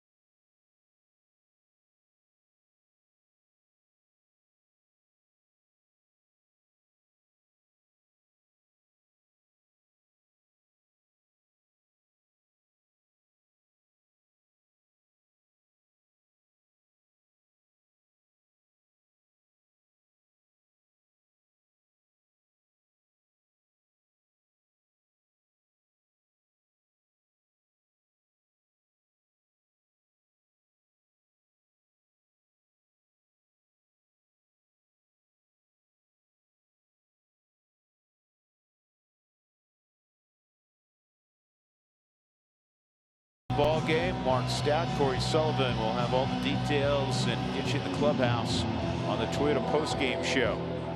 Hopefully they'll be describing a Rockies comeback victory. The Rockies led 2-0 until the 7th inning. John Gray departed after 6 1/3. He left 2 guys on, and Jake McGee gave up a seeing-eye base hit to the left side, and then a 3-run pinch hit home run by Tommy Joseph. And all of a sudden, all the good feeling was gone. The Rockies trailed 4-2, got 1 run back, and here in the 9th inning, Carlos Estevez. Walt Weiss is calling on his closer to keep it a 1-run game. Freddie Galvis, Cesar Hernandez, and Andres Blanco in the 9th for Philadelphia. Estevez has been using his off-speed a lot more often. Last couple starts, he had an outing against the Arizona Diamondbacks where he threw the fastball only 36% of the time, and it was still at 99 miles an hour. And relying on his slider. And his last outing in San Francisco threw his changeup a lot more. Well, he hasn't thrown in 3 days, so he's well rested. First pitch misses. Galvis tonight, 2 for 3.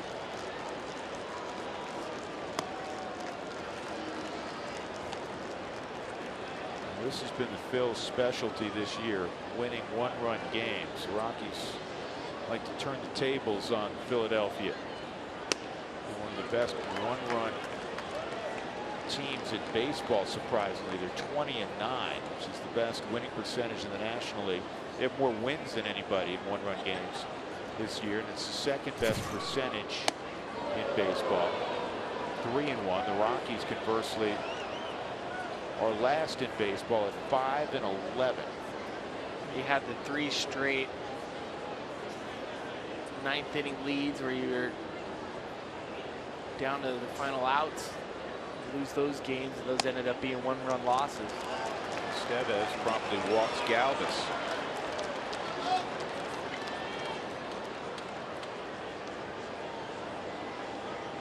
Well, you know, to be honest, the bullpen, I think the members of the bullpen be the first to say this as well. They've not had a good first half. They had a period where things went well, but they have struggled collectively. That happens, and the hardest part is losing the games late. There's no way around it. Most teams would rather lose a laugher than have the lead late and lose late. The clubhouse will be quieter than, and that it's a thankless job, and it's the hardest job, I think, in baseball, being a relief pitcher. They're under the most scrutiny. And that's a base hit. That's going to be first and third. Galvis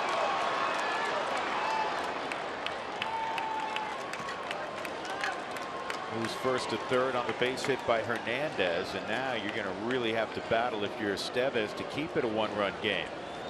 Those walks just kill you, especially the leadoff ones. Thinking back, it hurt John Gray in the 7th, the leadoff walk. He got a strikeout of Howard, then he gave up a bloop single to Freddie Galvis. He was removed. Hernandez had the seeing eye hit we talked about, and then Tommy Joseph went boom. A long home run to left off McGee. Now you got to bring the infield in. Up the middle, it's less than halfway. You got good speed everywhere, and this is the first at bat for Andres Blanco. Well, Estevez, who can accumulate strikeouts, he needs to accumulate a couple right here in a perfect world. Yeah, and Blanco just spun around a 98-mile-an-hour fastball under his hands.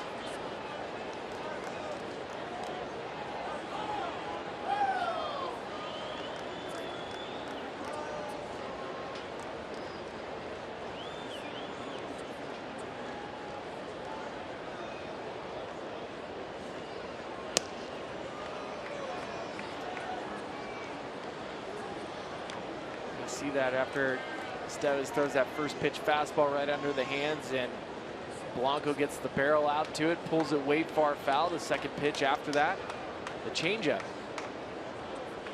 if you can get him to swing through one of those off-speed pitches. They got a chance, and Nolan didn't catch the baseball. They had a shot at Galvis, and that's going to cost the Rockies a run. It is now 5-3. Nolan, in his haste to swipe a tag, didn't have the baseball yet on that throw from Hundley. Watch how quick it is, and there's usually a sign between the two. Nolan reaching up, throws up. Nolan's also trying to make sure he gets the tag down quickly. It's going to be an error on Hundley. The throw was high. Even if Nolan catches that baseball, I don't think he's out at third base.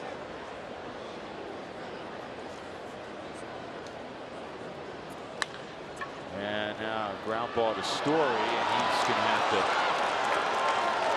eat this one. He couldn't come up with it cleanly. And the Rockies, speaking of clean, haven't anything but a clean inning here in the 9th. And it's 5-3, 2 on, and nobody out.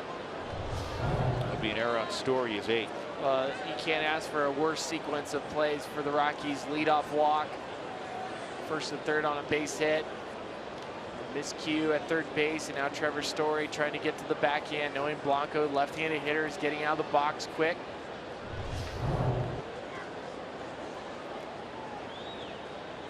sure you settle Carlos down on the mound. Actually, that's 9 errors on Trevor. And you're at the top of the order. Odubel Herrera at the plate. He's 0 for 4.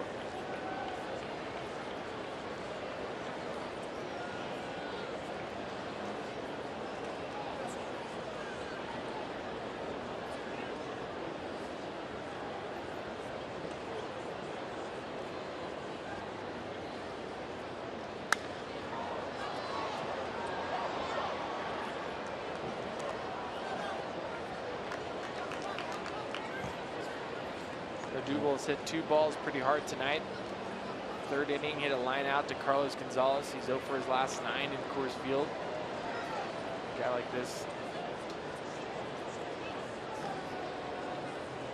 representative of the Phillies, you know he's about to get a hit at some point. So probably the worst situation right now for the Rockies, for him to square a ball up.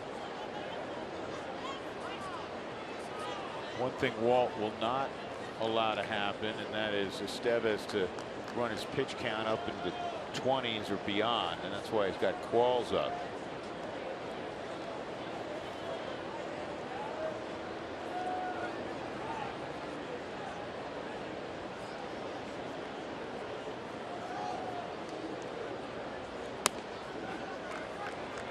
Just doesn't have the great command that we're used to. Say used to seeing. Estevez has his days where the command's off a little bit, but he has his days where it's 98 and he has really good command. I think this kid doesn't lose his confidence, though. He believes in himself, and well, he should. He believes in his ability to pitch late, and the Rockies believe in him. That's, I think, a big part of that battle, to being able to handle pitching in the 9th inning. Herrera remains down.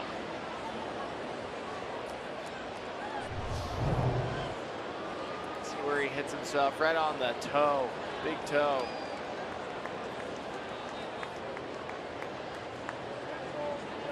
Cannon and the Phillies trainer are standing on the top step, and now they're going to make a journey out to see how Herrera is doing, their all-star.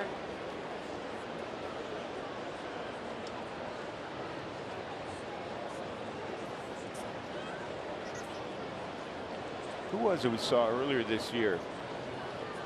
A-Ray Adrianza fouled the ball off his foot and broke it. Socrates Brito.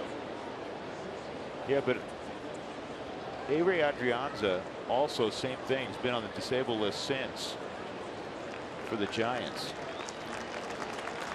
I think way back to Todd Hollandsworth when he was a Rocky, he found a ball off his shin and had a spider fracture, was out for the whole year. Remember, fractured to Jermaine Dye. He was with the Oakland Athletics. It was during the playoffs where Derek Jeter makes the great play at home plate. Dye was a guy. Suffered a foul ball and broke his leg.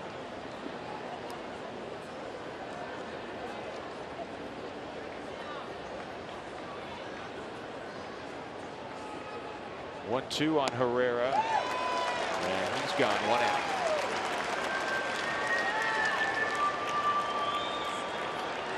Now brings to the plate Peter Bourjos, 1 for 4, double back in the 4th. A couple of strikeouts and a ground ball to 3rd for Bourjos.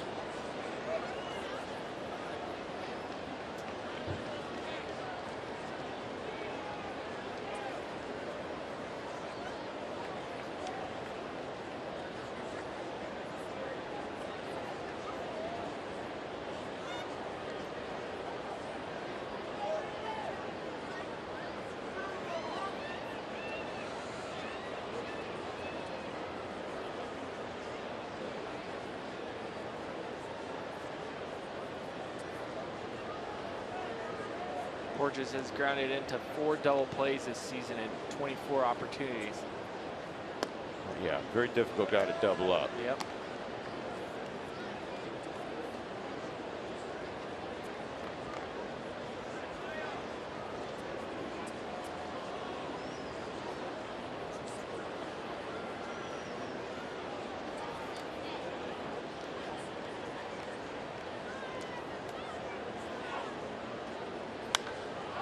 Borges pops this up shallow right field.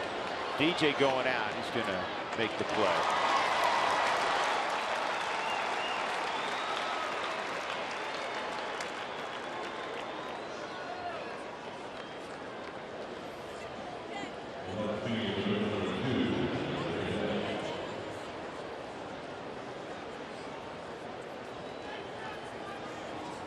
Here's Tyler Goeddel, who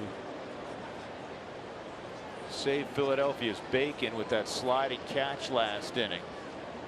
He'd just come into the ball game. He pinch hit, stayed in for Ashe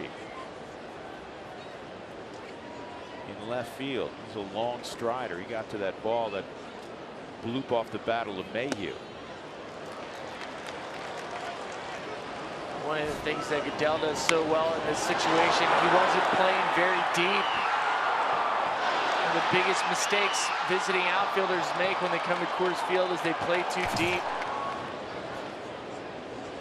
The runner at second base, he was in a lot more shallow than maybe he normally would have been. That's a great play. That's literally right behind shortstop.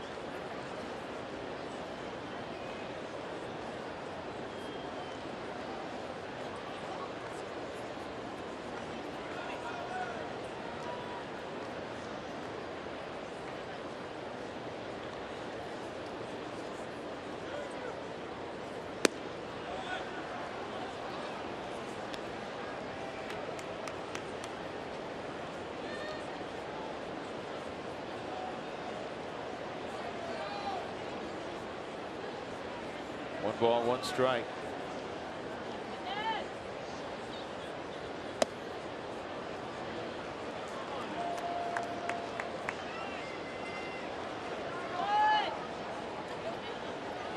Next pitch will be number 20.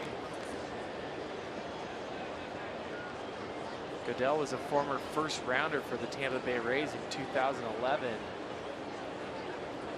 Brothers in the game, Eric. Yep. Pitcher. Phillies were able to claim him off waivers.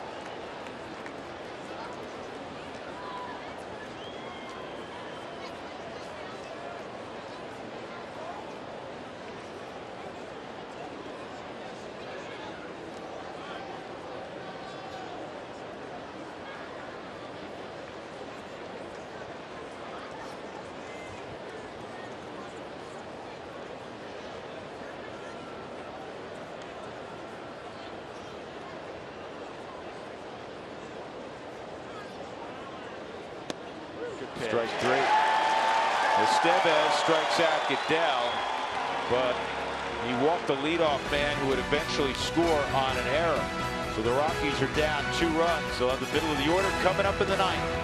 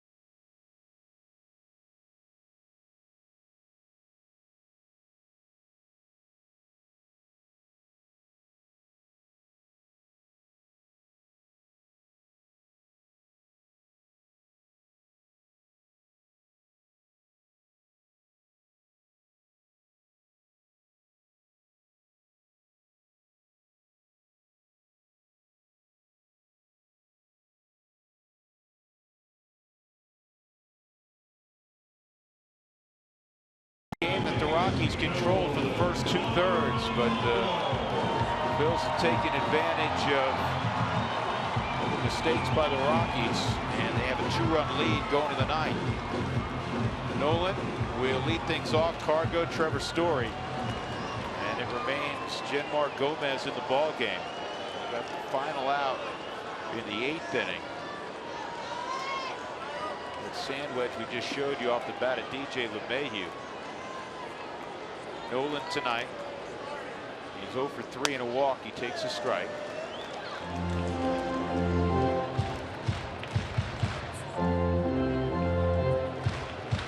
Only had one walk-off this season. That was with Mark Reynolds.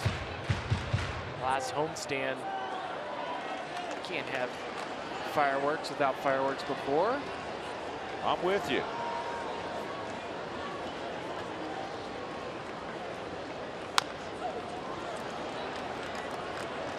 You see that defensive hack by Nolan, and you might think to yourself, what kind of swing is that, Nolan? If we look at the way that the infield shifted, Nolan was taking a shot. The entire right side of the infield is wide open, and you can see Nolan just understanding the situation. I need a base runner. I need a home run. Shift on, 0-2. Gomez tied for 5th in the league in saves. Familia with New York leading with 31. Melanson, Golden High product, is 2nd. With resurgent Pittsburgh, he has 26 saves.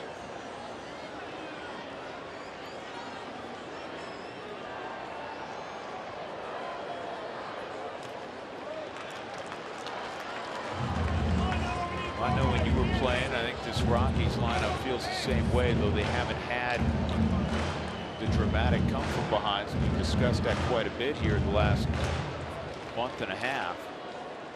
But a 2-run lead here, they don't look at that as insurmountable. It's not like it's San Francisco or at Dodger Stadium where you feel like, man, that's tough. The only problem you have is when you haven't had many of them. And there's a quick pitch. Genmar didn't even set. Similar to LaTroy Hawkins, we saw him do it, try to catch a hitter off guard. Going back to the walk-off, you've only had one walk-off during the season. It's hard as a group to just automatically think like, tonight there's no way we're going to lose tonight. You just haven't done it enough. You haven't had enough late inning rallies to get that feeling. It's been one of the surprising and obviously disappointing aspects so far of this Rocky season in the first half. We just expect them to occur on a regular basis, and look at that piece of hitting there. Awesome. That'll bring up the tying run in Carlos Gonzalez. And that is so important, just understanding the game.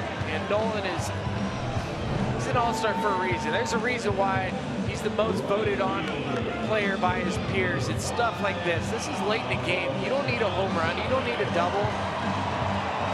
Lead-off base runner.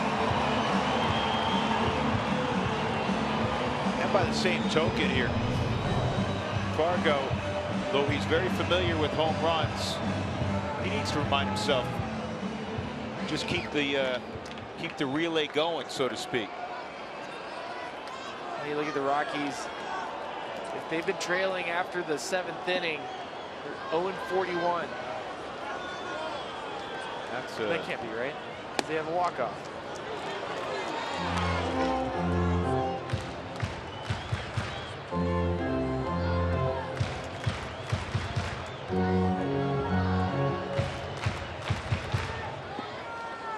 And that game was tied where Mark Reynolds hit the walk-off home run.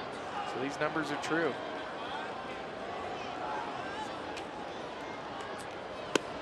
One ball, one strike. Yeah, that's astonishing. You're not just talking about after the 8th, you're talking about after the 7th. After the 7th. Tonight is game number 86.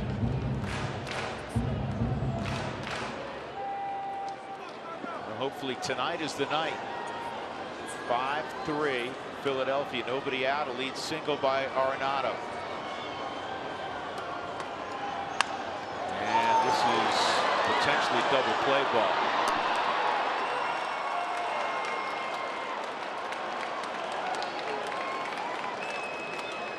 2 outs. Trevor Story coming up.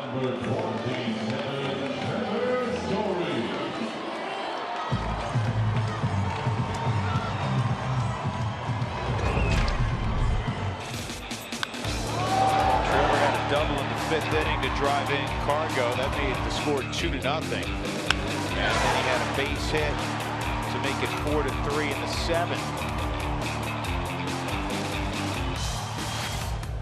6 RBIs so far in the series. But he needs to reach now and give Brandon Barnes an opportunity.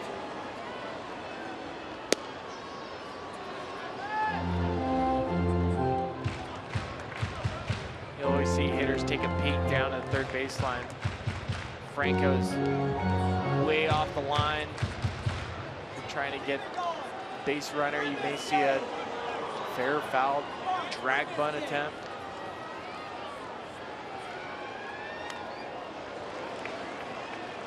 Ball and a strike.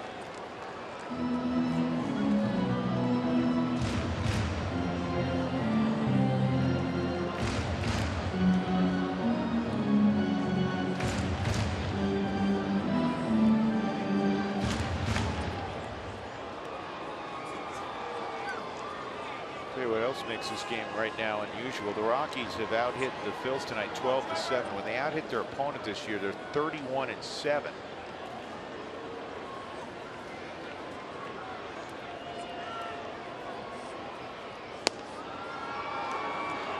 Two and one. That was a swing count pitch, 1-1. Trevor Story, a pitch right on the corner, goes his way. You're in a hitter's count.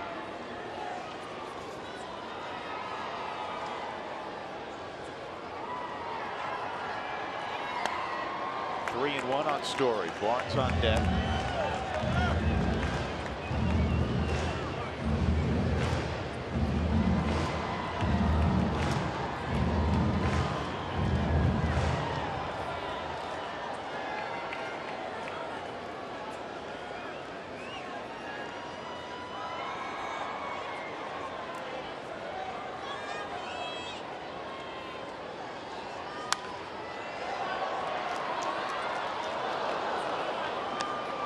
It's 3-2 on Trevor.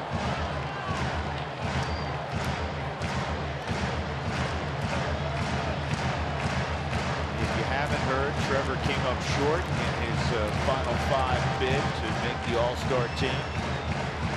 Brandon Belt will be that extra representative from the National League. Starling Marte of the Pirates finished 2nd, Trevor 3rd. And Lamb followed by Braun in the voting.